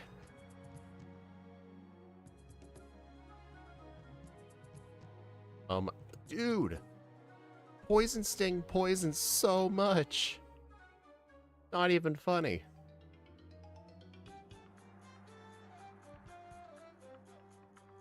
I used up all my antidotes already. I gotta go heal again. Yeah, I am 100% gonna lose time on this Misty split.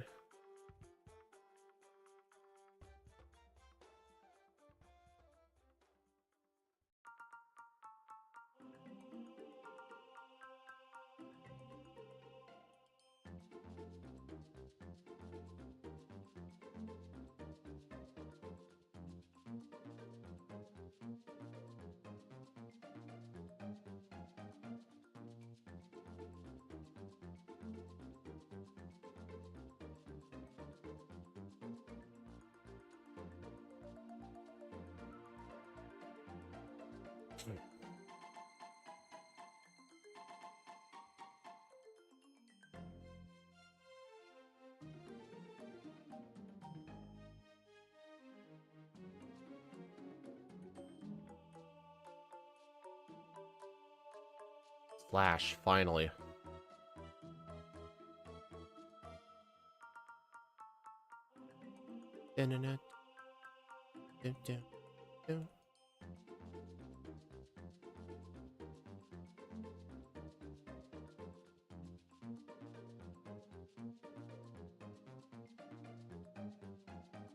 Why did I use that?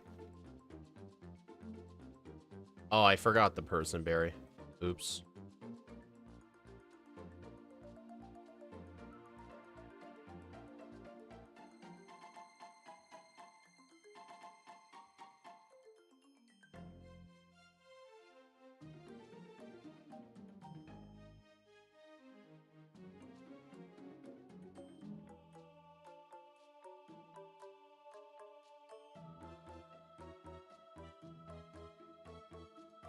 Alright, I'm gonna be off trying Celebi and Gen 2, maybe Lugia as well. Well, have fun, Axu.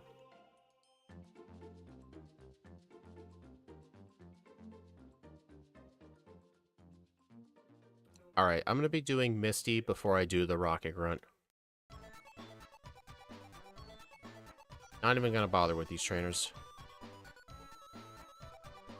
Alright, so here's the plan. Mega Kick the Staryu, and then Icy Wind into Mega Kick on the Star Me. Nice crit.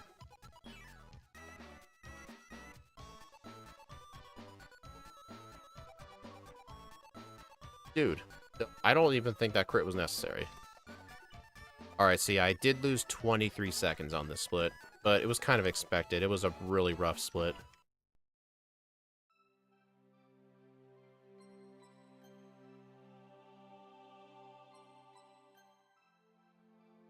Okay, thankfully it didn't use low kick. That would have hurt really, really bad.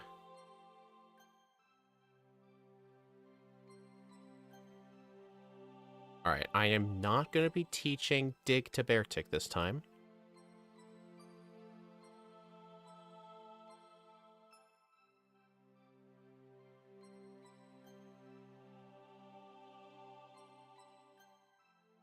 Unpopular opinion, Celebi should have been Grass Fairy. You know there's one problem. Fairy didn't exist back then. But I guess they could have replaced the typing. I don't know. I think Psychic makes more sense because fairies don't really have the ability to go through time.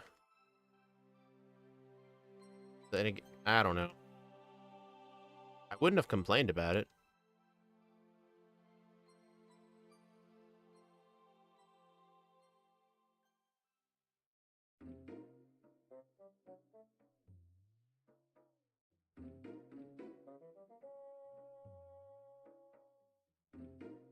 Well, at least I have an Oran Berry for the rival. I'm always getting poisoned, dude.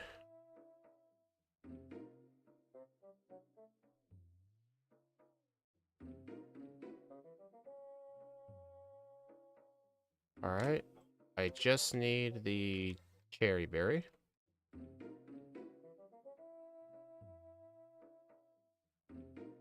Alright, I do need to teach Brick Break right away. I'm going to teach it over Powder Snow.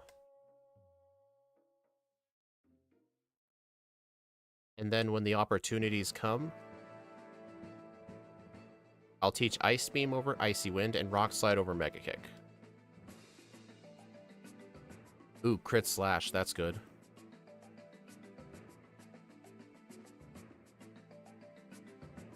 Yeah, I know a lot of people who call Celebi the Onion Fairy, and it's really funny.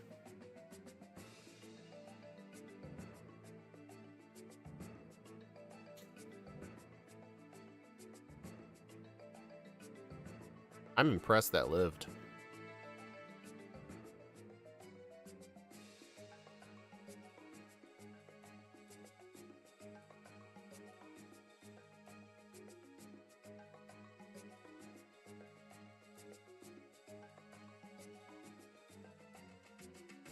Alright, so the plan for Surge is slash and hope, I guess. Although I could try to Mega Kick the Raichu.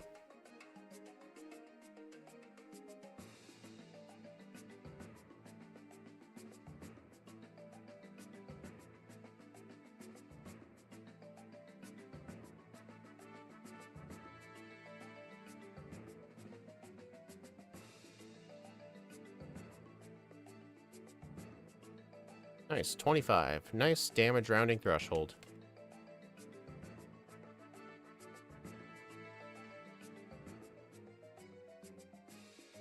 Yeah, I think the Voltorb I'll use Slash, and then the Pikachu I'll use Ice Beam, just because I don't want to activate Static.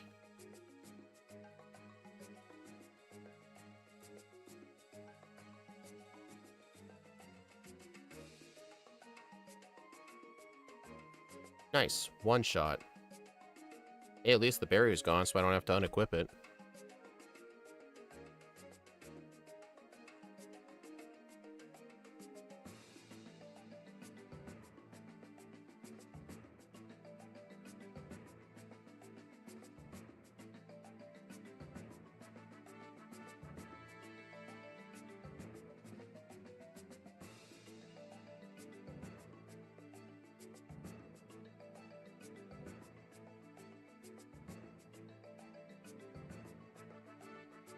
Alright, I do need to heal.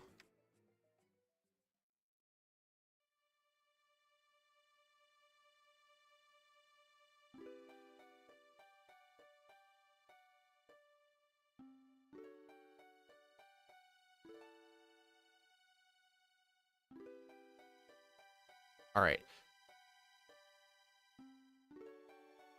Actually, here's the thing. If I'm going to be outspeeding the Pidgeot in the champion fight, because I'm going to make sure I do, there's no reason for me to grab Aerial Ace, so I'll just skip it. Darn it. I was really hoping you would have looked away, but oh well. I could use the training.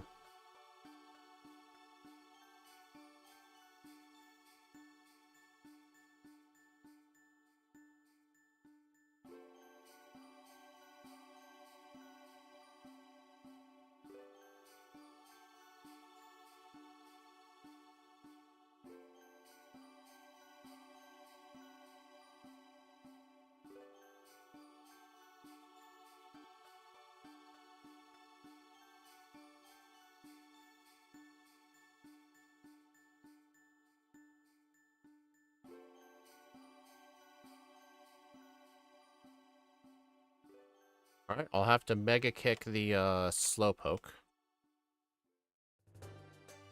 I mean, I could just use Slash, but I'm pretty... Oh, I was gonna say, I'm pretty sure Mega Kick will one-shot, but clearly it does not.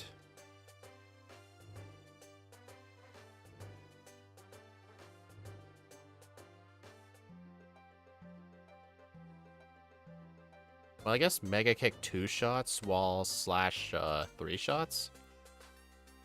Although I got hit with a ton of growls.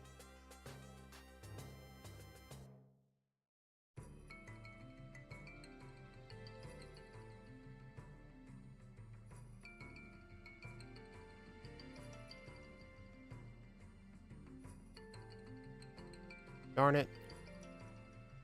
Really hate it whenever the repel runs out.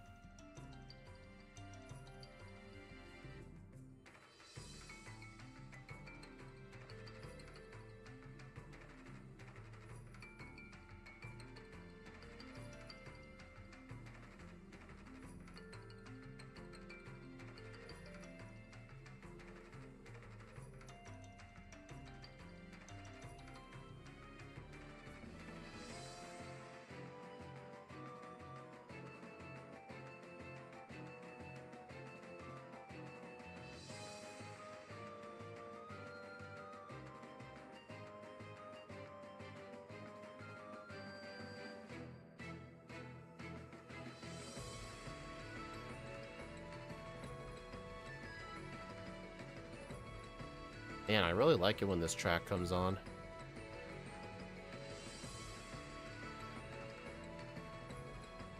You know, at some point for Casual Tuesdays, I really need to play the Mystery Dungeon games that I've never had the chance to play, which are Gates to Infinity and Super Mystery Dungeon. I've never played either of those two. Darn it, this guy saw me. Alright. Okay, I was concerned here because I was running out of slashes, but fortunately, it's fine.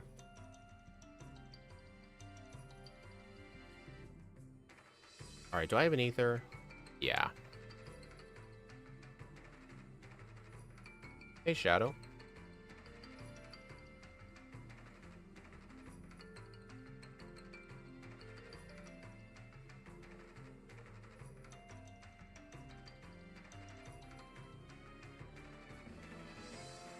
Oh my god.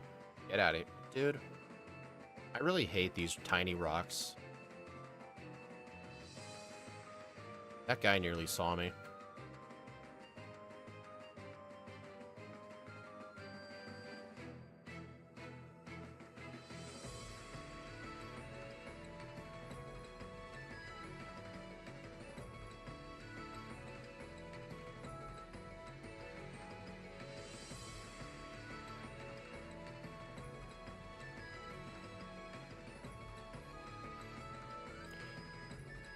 Alright, remember to get... Oh, I forgot to get Rock Slide.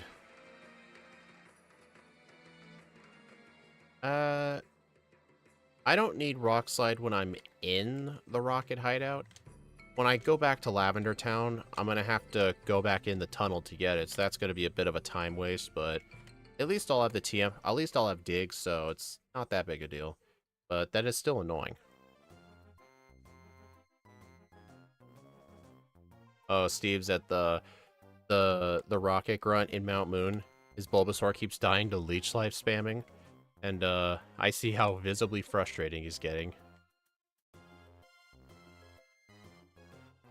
Okay, he won second try.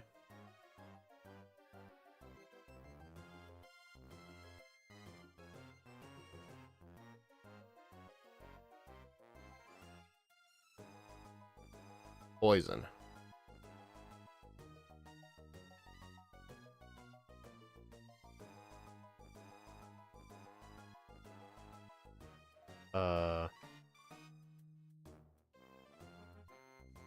A good thing I got this. Not like I ever plan on using that Pecha Berry.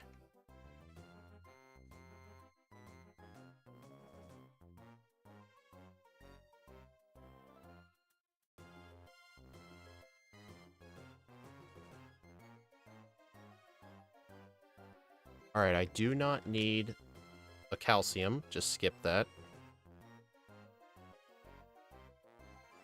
But still, when I get to Sylph, I will need to go get those Carbos, but now that I think about it, I should probably go to the department store and try to buy a Carbos or two. I think doing that as well will help me guarantee the outspeed on some of the foes that are coming up. You know what? Yeah, I will actually go buy some. Probably just, honestly, just one will make a huge difference, because with how close I was to outspeeding things.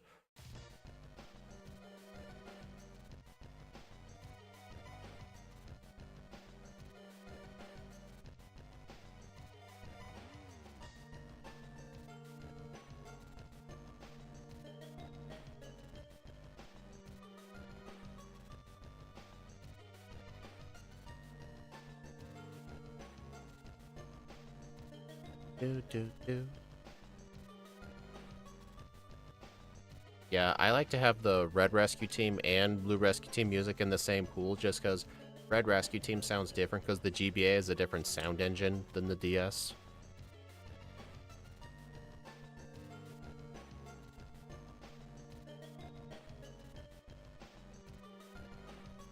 Hey Dominic, welcome back.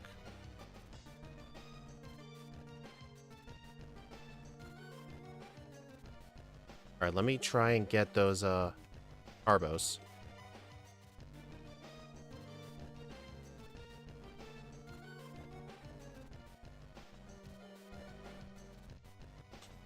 I'm gonna get these, TMs just to sell for money.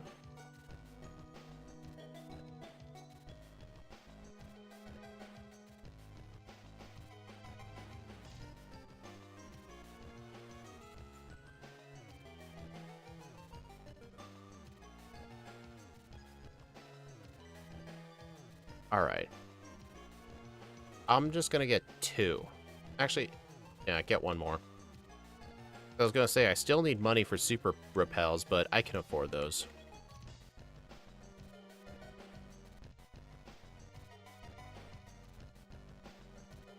Hello, Charizard. How do you do the Cub Chew glitch in Firered? Oh, this isn't a glitch. We used some basic ROM hacking software to put Beartic in the game. So that way I'm able to play around with it. But we basically hacked it in ourselves. Some external tools.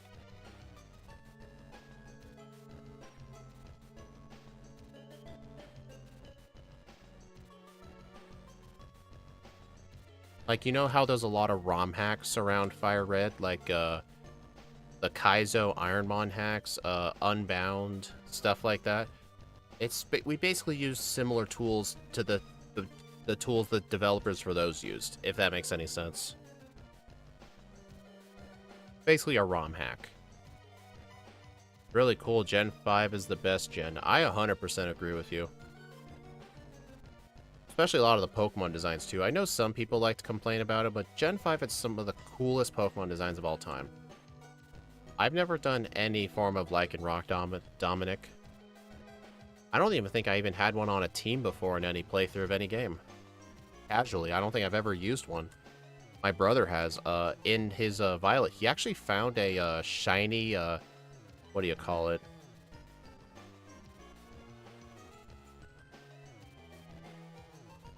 Oh my god. Dude, I am so goddamn mad. I kept missing and missing. But yeah, my brother actually found a shiny Rockruff in Scarlet, or in Violet, I meant, and he didn't even mean to find it. He was trying to find a Ditto, and he found a shiny before a Ditto, and Lycanroc's one of his favorites. So he evolved it. I think he evolved it into the... I think it's the Dusk form. I think he evolved it into. Also, I did forget to get Rock Slide. I'll have to get that on the way out. Using Pokemon that don't exist in older games is hype. It absolutely is. We actually do this kind of thing like around 3 times a week in different games. We do Pokemon Blue, Crystal, and Fire Red. And next year, we'll be replacing Fire Red with Emerald. So if you're interested in this stuff, you might want to consider subscribing because we have a lot more of these. And I've done a lot of these. This is probably... I think this is like my 48th Fire Red one. It's kind of insane at this point how long I've been doing these.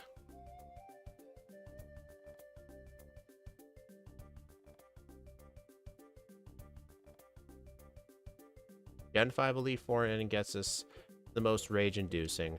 Oh, yeah. Well, I guess the Elite Four not so much, except for Marshall, at least casually. But Ed and Getsus were annoying. You subbed? Oh, thank you. You definitely won't be disappointed.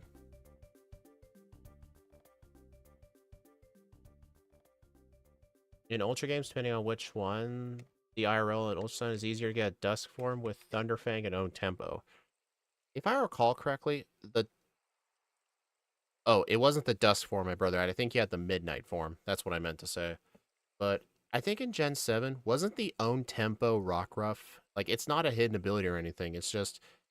Wasn't it an event?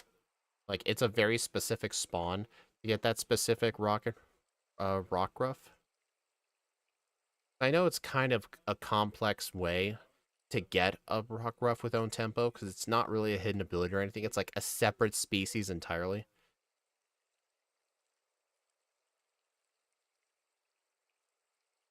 I wasn't talking. I was just playing some. That's okay, Shadow. You're not mandated to talk. Why did the music quit playing? Well, hopefully it'll get to the next track soon.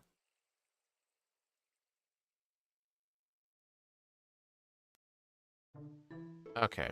There was just long silence. That was weird. Okay, I need to go get Rock Slide.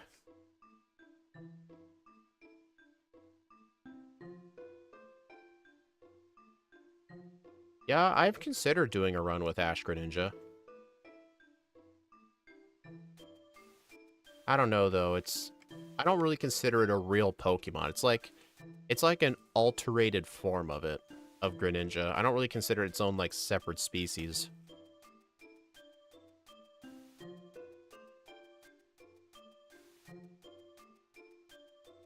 Alright, that wasn't too bad. My favorite way to play a Pokemon game is to 100% the Pokedex. I actually started doing that since Generation 8, Sword and Shield. There's this YouTuber, I'm sure you've heard of him.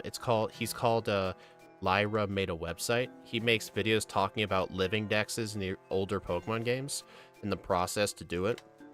The whole process of it looked so fun and interesting. I actually decided to try it when I was playing through Pokemon Sword the first time. And I actually managed to get the Shiny Charm for the first time ever. I think I did cheat with Pokemon Home a little bit to get like 30 or 40 different species, but I did get it. I even made it a living dex too. And in Scarlet and Violet, I did the same thing. It's really satisfying too.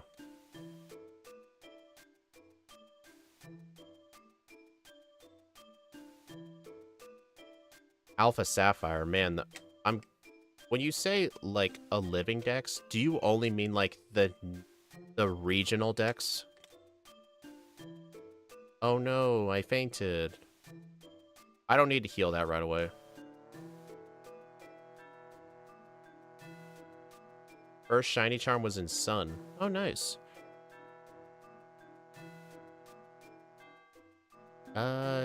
Yes. I'll hold on to Rockslide for a bit longer.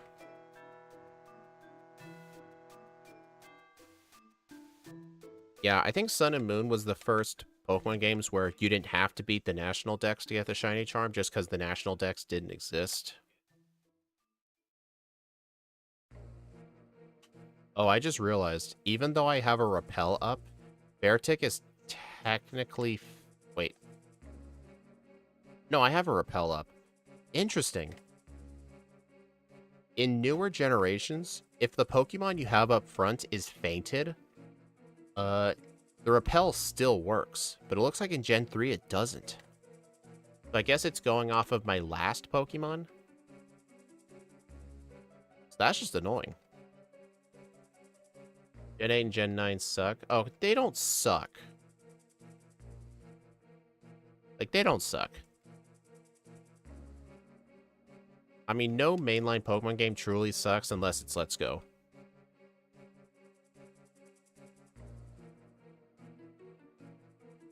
Right, fly.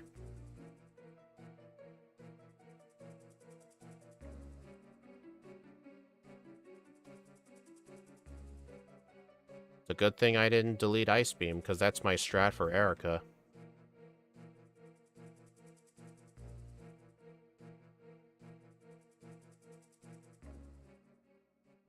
Well, no, I don't think Sword and Shield sucks either.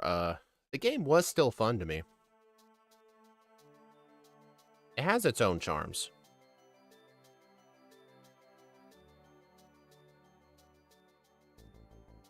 Cynthia and a grown-up Wally. I don't think Wally was grown up, but I knew Red and Blue were.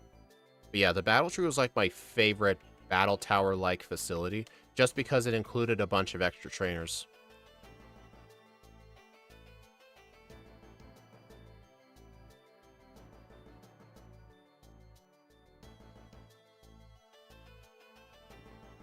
Well, Dominic, you don't have to pay for the DLC. The DLC is just a replacement for third versions. So, like, instead of releasing, like, Sword, Shield, and, like, Armor, or whatever the third version would be called, they just made DLC for it instead. So, if you played Sword or Shield, you still can access the titles. Because here's the fact that people don't want to talk about. The games Platinum, Emerald, and Crystal are actually some of the worst selling Pokemon games of all time. And that's just because they're third versions, because most people bought Diamond or Pearl, and they didn't want to purchase Platinum for full price if it's going to be 85% the same game. I know there's story differences, but to the casual customer, that doesn't matter to them. All they care about is like new region, new Pokemon. That's all they care about. So the DLC is actually a much better way of doing it. Plus, yeah, like there's... Like, if you purchase Scarlet or Violet, instead of them releasing a third version, if you want to play more content, you can just pay for some DLC and they give you a lot to do. Like, I'm completely fine with it.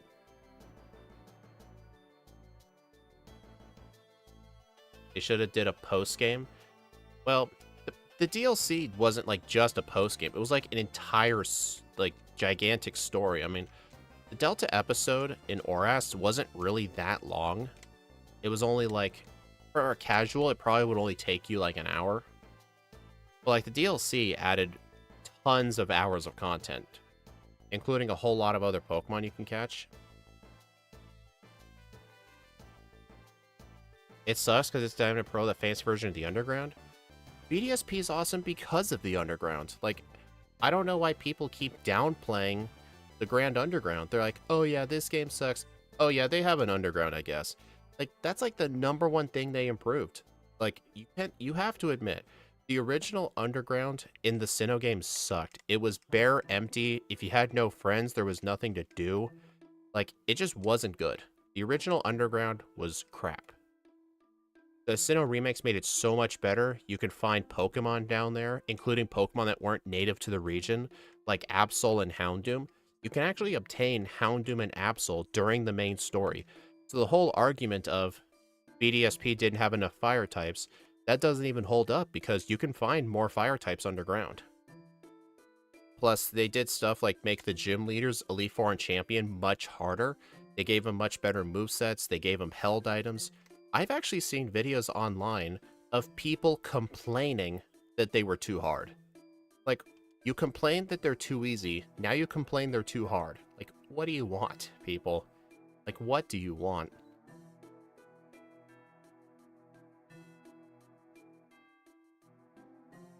The only reason I kind of accept from people when they talk about why they don't like the games is because they're not a fan of the 3D chibi style. I mean, that's fine. You don't have to be a fan of that version of graphics. Oh god, that almost killed me. Yeah, they didn't give it to like every Pokemon, sadly, but they did to some of them. But here's a fun fact. In Diamond and Pearl specifically, do you know how you had to get Ralts before Platinum came out? You had to either transfer a Ralts from another game and evolve it, or you had to wait for a random mass outbreak just to even get it. Or here's another fun thing. Tangrowth. You know how you got Tangrowth in Diamond and Pearl before Platinum? You literally had to transfer it. Tangela was not catchable anywhere in Diamond and Pearl. So there was literally a new Pokemon that was locked away from everybody if you didn't have Fire Red or Leaf Green to catch it. Like, that's how bad their Pokedex was. Like, people talk about, like, BDSP carrying over the Pokedex, but in terms of, like, making the Pokemon actually catchable, they did fix a lot of those issues. Plus, yeah, I'm pretty sure in the underground, you can catch, like, Ralts and Tangela. There are Munchlax in the underground. There are actual Munchlax down there, so you don't have to use honey trees for them anymore. Thank God. Plus, they still have the guaranteed chance of leftovers. Although in my Nuzlocke of Shining Pearl, I actually tried to catch the, I forgot Bulk Up. I actually forgot to... Or no, I didn't forget. I was trying to get the Munchlax.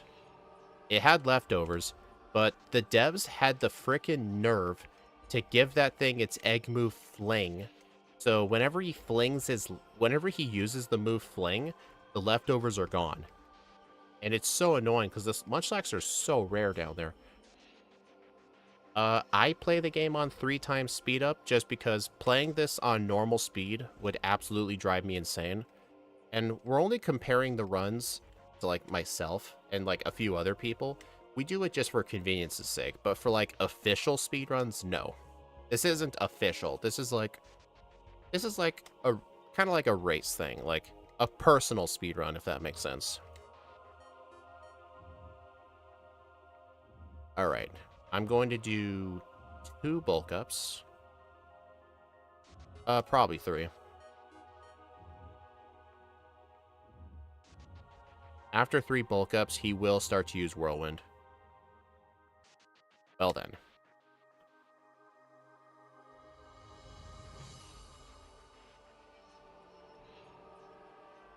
Shadow, they did do something new. It's called the Grand Underground.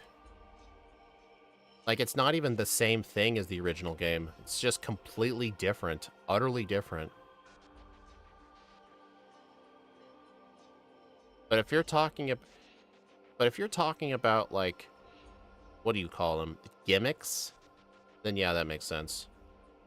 Oh my... Dude, how am I struggling with this guy?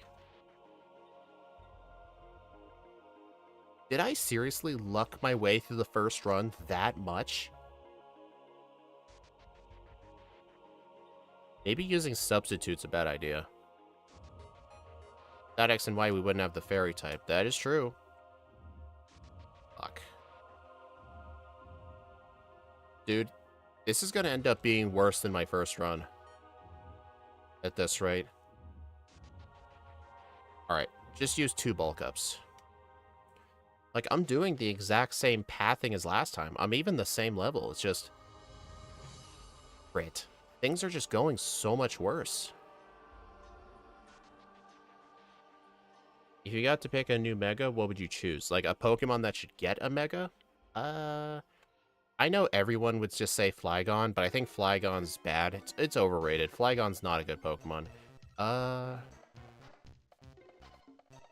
What would be... Honestly, Unova only has one Mega. That's not right. Imagine, like, Mega Gigalith or some, or, like, Mega Zebstrika. Like, something from Unova.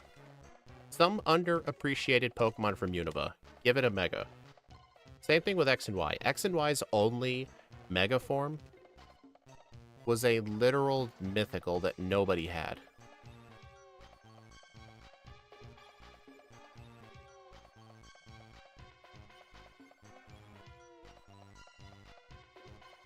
There we go. The way my moves were ordered really triggered the crap out of me. Yeah, it made no sense that the Gen 6 starters didn't get Megas, but they gave it to the Kanto ones instead. Didn't make any sense. Mega Porygon Z. No. We don't need that. Alright, so for this fight, I need 5 bulk ups.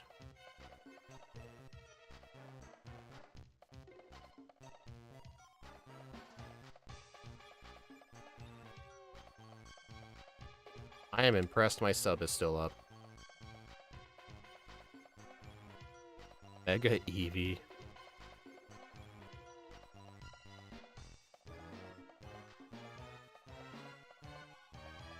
We need that. No, we do not. Oh no, fake out, whatever shall I do?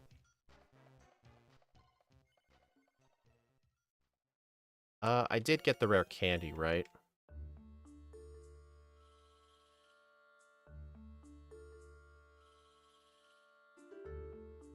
I did. Okay. Dude, I'm about to be 3 minutes slower at Sabrina.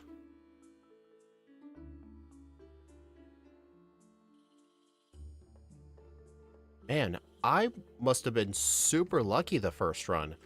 Because it's not like I'm doing fights under-leveled. I actually did more training. It's just, I guess in the first run, my luck was just so good. This is what my first run should have been like.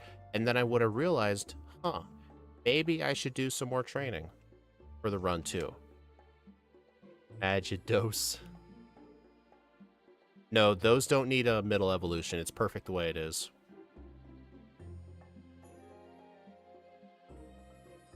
That's fine.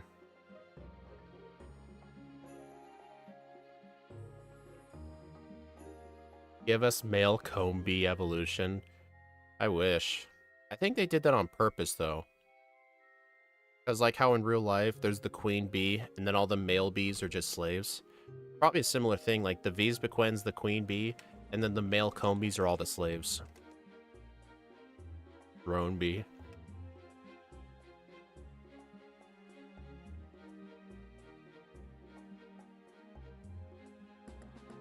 I'm really hoping most of you guys voted over 111, because I do not see this beating my first run at this point. The only way it can is at the champion at this point, because the champion gave me most of my resets.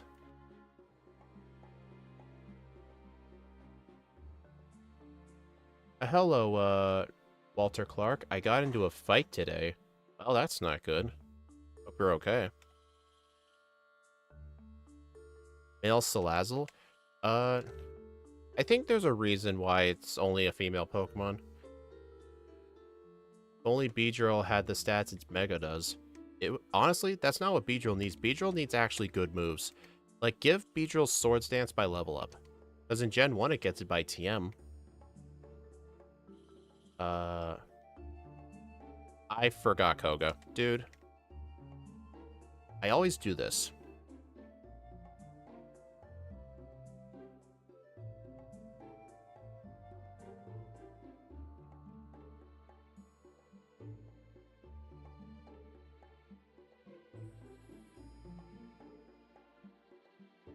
The games named after colors try to bring new formulas to the table entirely, while every other game except Sun and Moon tries to take the same formula. I mean, I'm not honestly complaining about that. Like, if it ain't broke, don't fix it. I mean, usually when they try to fix something, people end up just getting mad.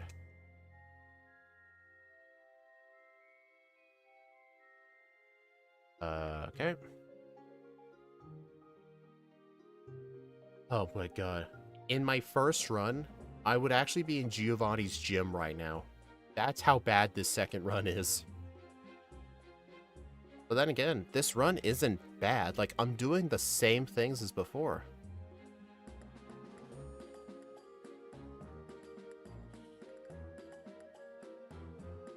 Well, I'm usually not good at when people suggest games. I'm like, oh, okay, I'll do that when I get the chance. Most of the time, I never do.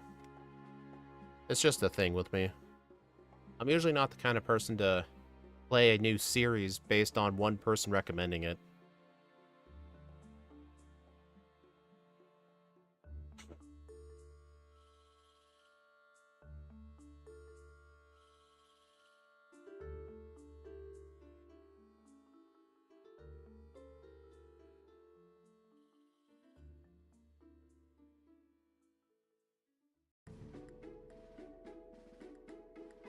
Oh, I forgot to split.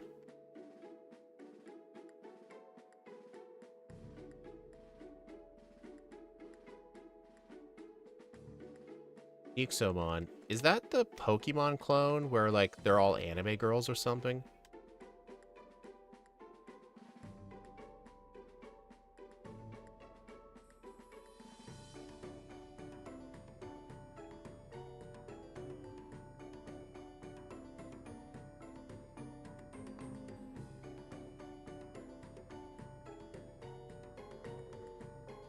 My brother laughed at the hand holding a Pokemon Sun at the start. Man, older Pokemon games expect you to figure it out more. Well, that's true, but they did that because they needed to appeal to younger audiences, which is why they did that.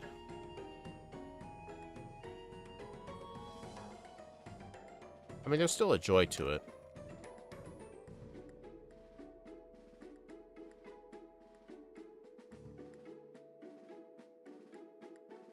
Actually, alright, I do need to fight some trainers here. I need 93 speed. Technically, I would prefer 94. That's Nixamon is not that? Oh.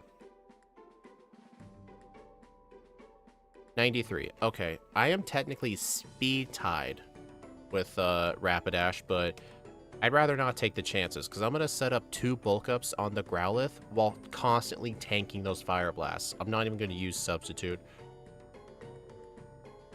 It's a PC game that tries to copy it. Oh, okay.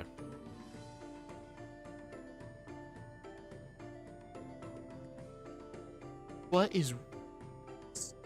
Steve's doing the trainers in Koga's gym as a Bulbasaur. Dang.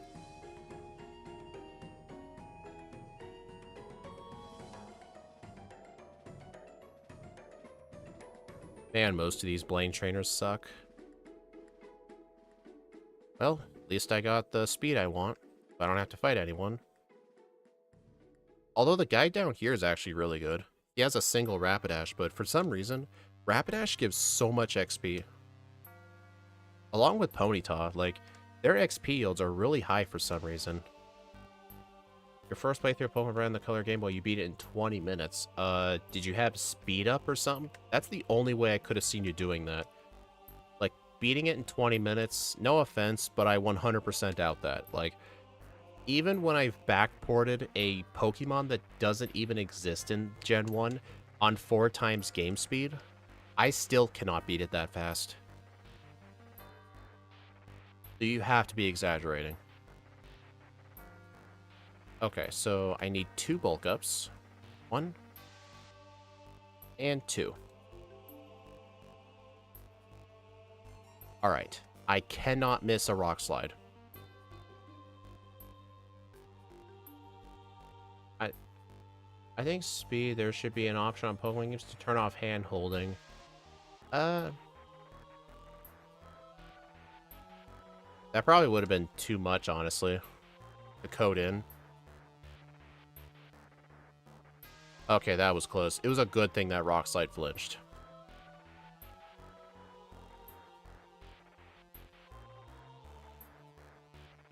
Well, I'm 5 minutes behind at Blaine.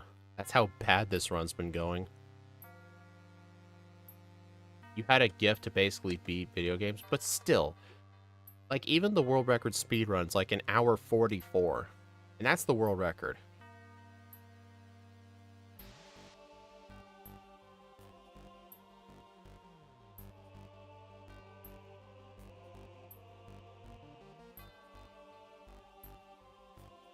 I mean, the only way I can even beat the first run is if I first try the champion. That's literally the only way.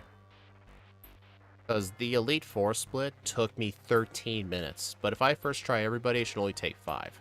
But yeah, me first trying the champion is the only way I can actually beat the first run, just because the champion fight was so bad. Also, remember when I did a bit of extra training and bought Carbos? Look at my speed, 99 speed.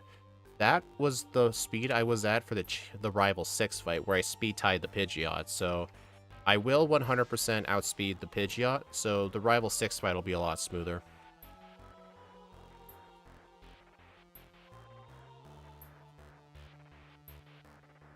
When it comes to Yu-Gi-Oh! In a duel, people use theme decks and you destroy them. Yes, Steve is he's really good at Magic the Gathering. He would always constantly destroy people in that game. Funnily enough, when he used to be a giant, like, Magic streamer, what he would do is, he would face against his own audience. He would keep his stream up. He allowed his fans to cheat by looking at his hand, and even though they were given the privilege of being able to cheat and look at his hand, he still kept beating them. That's how good he was. He's also kind of a dick when it comes to card games. Whenever I do Pokemon matches against him with the cards, whenever he's about to beat me, he just loves being an ass about it. He's like, "Hey, Speed, which Pokemon do you want to die? Would you like me to kill this one or this one? You pick your poison." He has probably cheated in the badges and fly to go straight to the Elite Four with... No, I just don't think he did it. I think he's just exaggerating.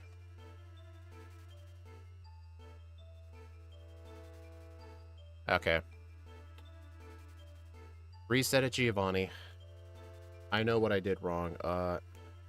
I used Brick Break on the Nidos when I should have used Rock Slide because it activated Poison Point.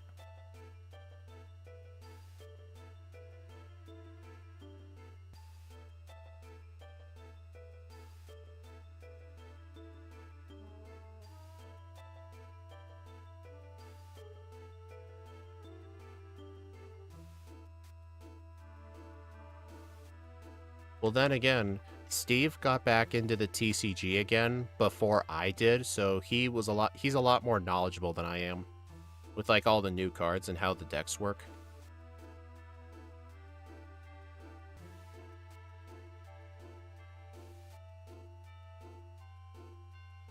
Well, John, I've gotten a lot better since then.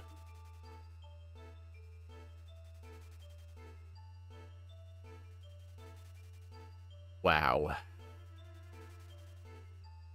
Man, ever since Erica split, things just got really downhill from here. My splits timer is just nothing but red and a tiny bit of gold.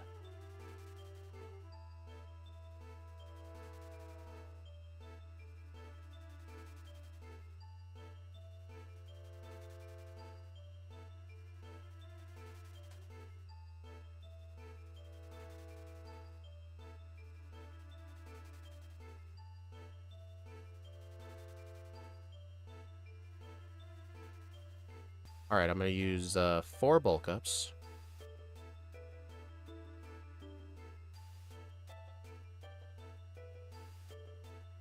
3. And 4.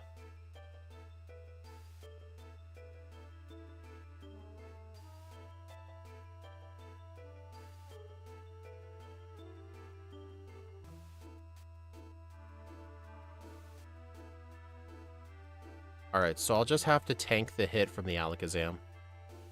Actually, no. Oh, dang it, that is not what I wanted to use. Shoot. I meant to use Substitute. I did not mean to use Bulk Up on that thing.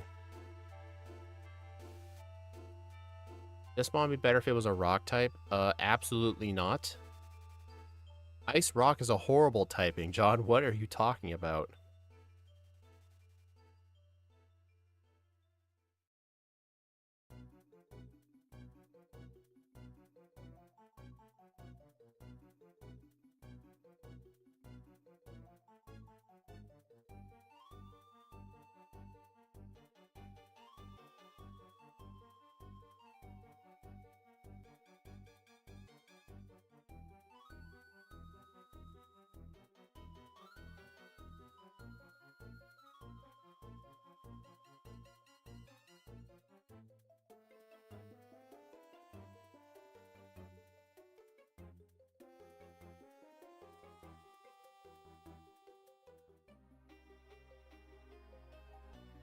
You meant mono rock instead of mono ice?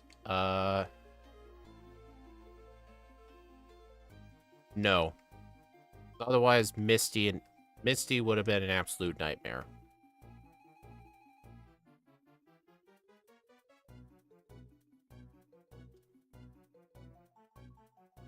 I mean, I guess it would have made Blaine easier. But Giovanni would have been a lot worse, actually, because I would have been weak to Earthquake. Plus, Lorelei would be super bad. I would actually be weak to Lorelei's Surf. So, no. Rock would actually be worse. That is not what I meant to do. Great. Oh my god, I'm dead.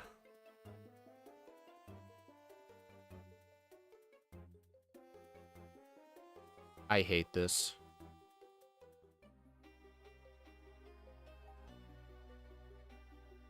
I really don't want to continue this run. I'm ending it here.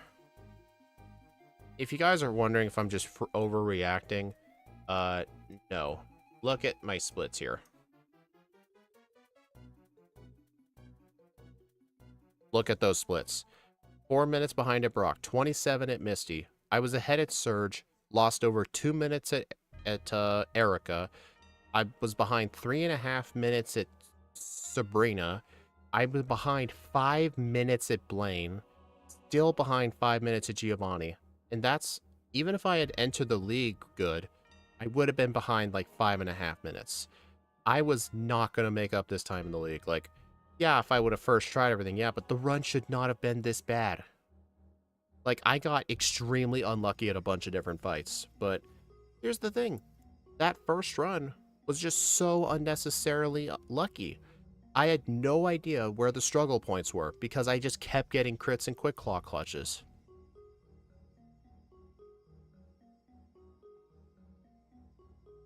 Well, yeah, this is in no way gonna beat the second run, the first run, so I'm just gonna have to get my results from run 1 and I'll just put it on the leaderboard.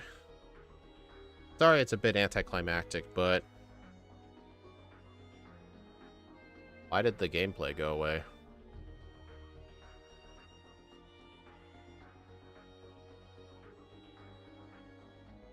Yeah, it happens, but here's the thing, honestly. The run that just happened, this should have been run 1. Run 1 is supposed to be filled with all the resets and the bad luck, and run 2 should have fixed it. Not the complete opposite. Like, this is the first time in a long time that's happened where the first run was basically like the second run. The only thing that was really bad was just the champion fight. That just infuriates me, but I'm only giving each Pokemon 2 runs. I'm not going to continue when I know it's not realistic for me to win. Alright, let me just go ahead and add this to the leaderboard. And we'll see how it went. Alright, let me just get a picture. Yeah, sorry everyone, but I just couldn't keep doing that run anymore. I'm really mad that I encountered that trainer, though, because there could have been a decent shot that I may have actually beaten my first run just because of the league, but even if I first tried or second tried the champion, the whole rest of the game was so bad. This run would have still been horrible. But yeah, Beartic just needs a lot of luck. Honestly, I'd rather put the run on the leaderboard that was mostly lucky rather than the one with a consistent champion. Alright, so I'm gonna have to rewind my own stream preview.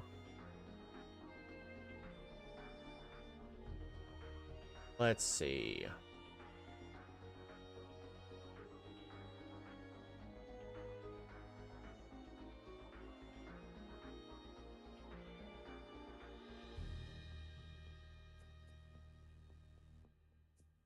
Alright, I was level 65 with 9 resets.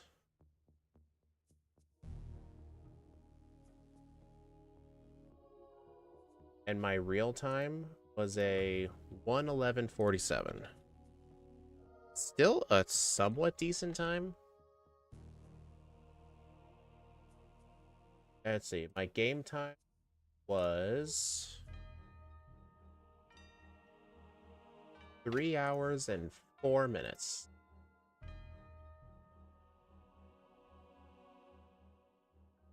Alright, I'm just gonna go ahead and sort this, and then I will change screens and show you all the leaderboard.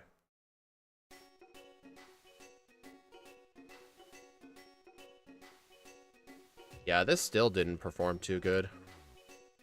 Look at this, 40th out of 44. This thing is in the bottom 5. It only did slightly better than Hisuian Avalug's second run. Like, ice types in general are just bad, with like the main exception of like Aurorus, but that's just because Aurorus had access to Calm Mind. Valerian Darmanitan is... I think it had Calm Mind too, plus it was just straight up broken. But yeah, that was still not good. But anyway, thank y'all for watching, everyone. I do appreciate. The next run will be on, or the next stream will be Sunday. It'll be Speedrun Sunday.